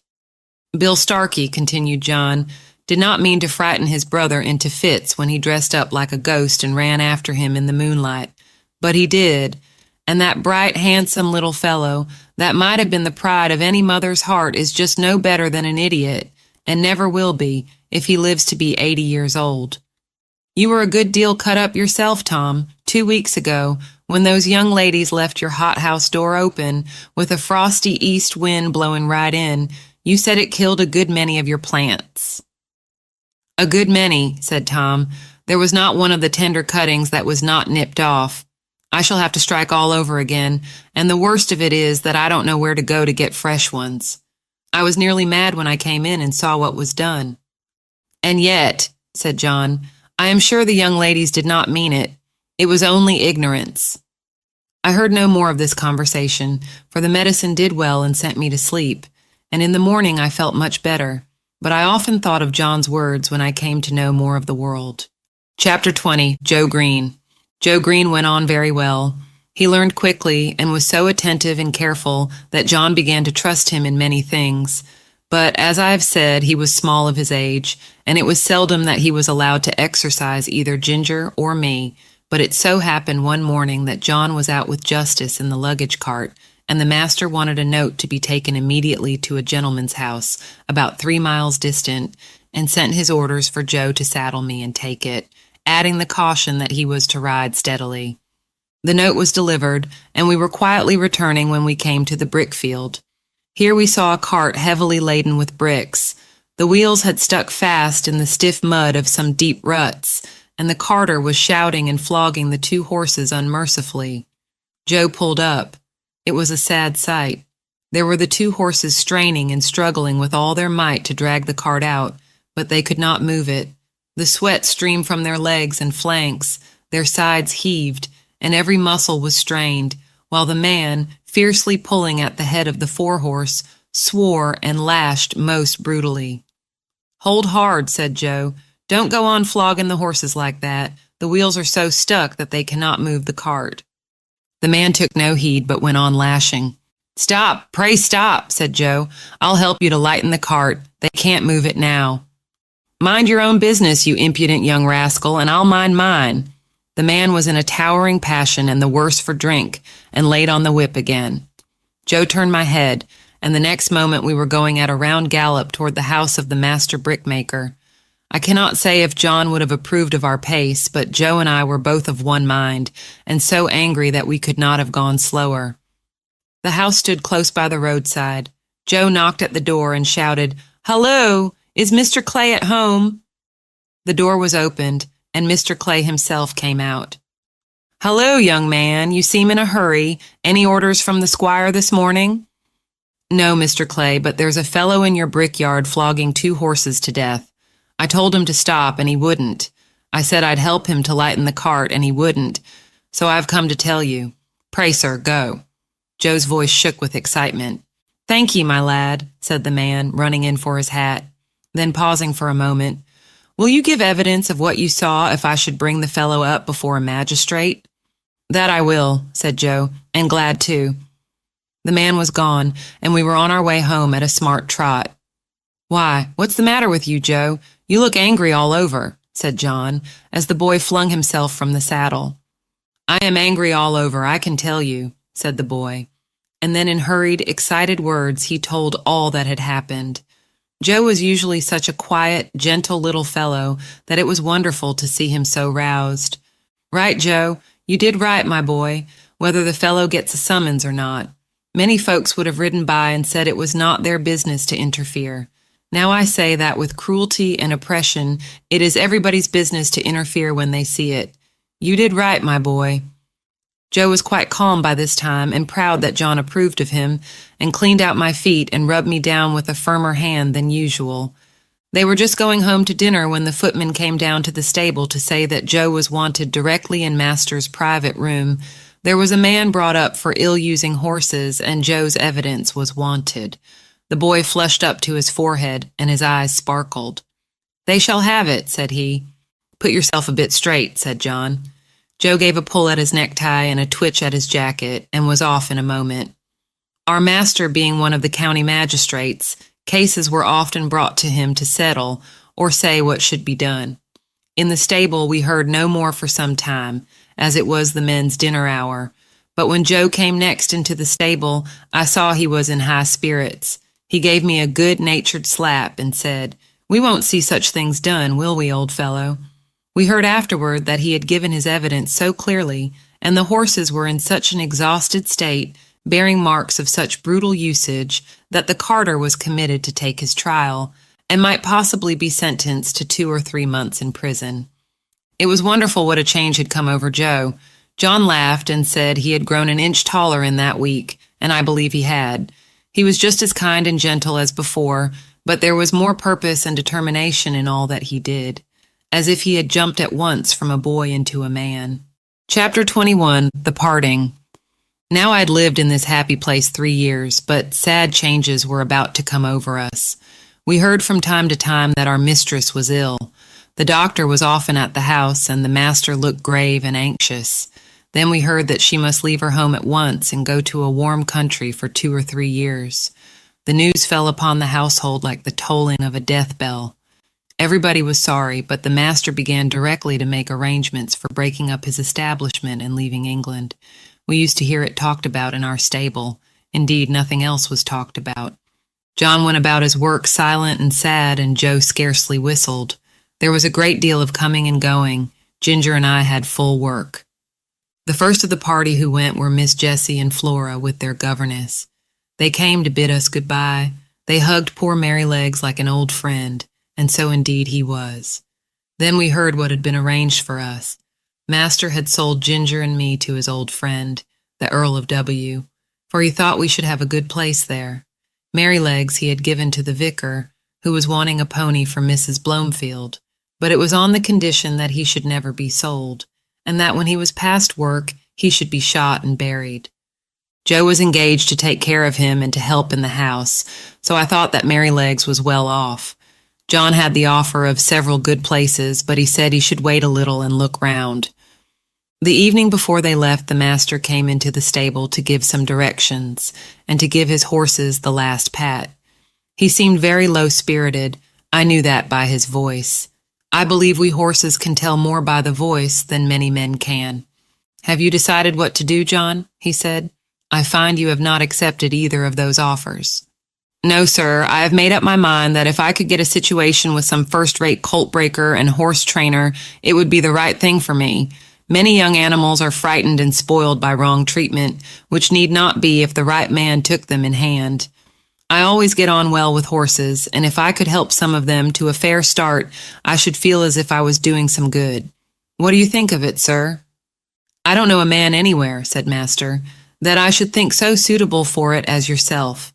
You understand horses, and somehow they understand you, and in time you might set up for yourself. I think you could not do better. If in any way I can help you, write to me. I shall speak to my agent in London and leave your character with him." Master gave John the name and address, and then he thanked him for his long and faithful service. But that was too much for John. "Pray don't, sir, I can't bear it. You and my dear mistress have done so much for me that I could never repay it. But we shall never forget you, sir, and please God, we may some day see mistress back again like herself. We must keep up hope, sir." Master gave John his hand, but he did not speak, and they both left the stable. The last sad day had come. The footmen and the heavy luggage had gone off the day before, and there were only master and mistress and her maid. Ginger and I brought the carriage up to the hall door for the last time. The servants brought out cushions and rugs and many other things, and when all were arranged, Master came down the steps carrying the mistress in his arms. I was on the side next to the house and could see all that went on. He placed her carefully in the carriage while the house servants stood round crying. "Goodbye again," he said. "We shall not forget any of you." And he got in. "Drive on, John." Joe jumped up, and we trotted slowly through the park and through the village, where the people were standing at their doors to have a last look and to say, "God bless them." Thank you for joining us on this journey with Black Beauty. We hope you enjoyed this heartwarming tale as much as we did. If you found the story inspiring, don't forget to leave a like, share your thoughts in the comments, and spread the word to fellow book lovers. Your support helps us bring more classic stories to life. Make sure to subscribe and hit the bell icon so you never miss an upload. Until next time, keep turning those pages and let your imagination soar with Next Chapter Audio.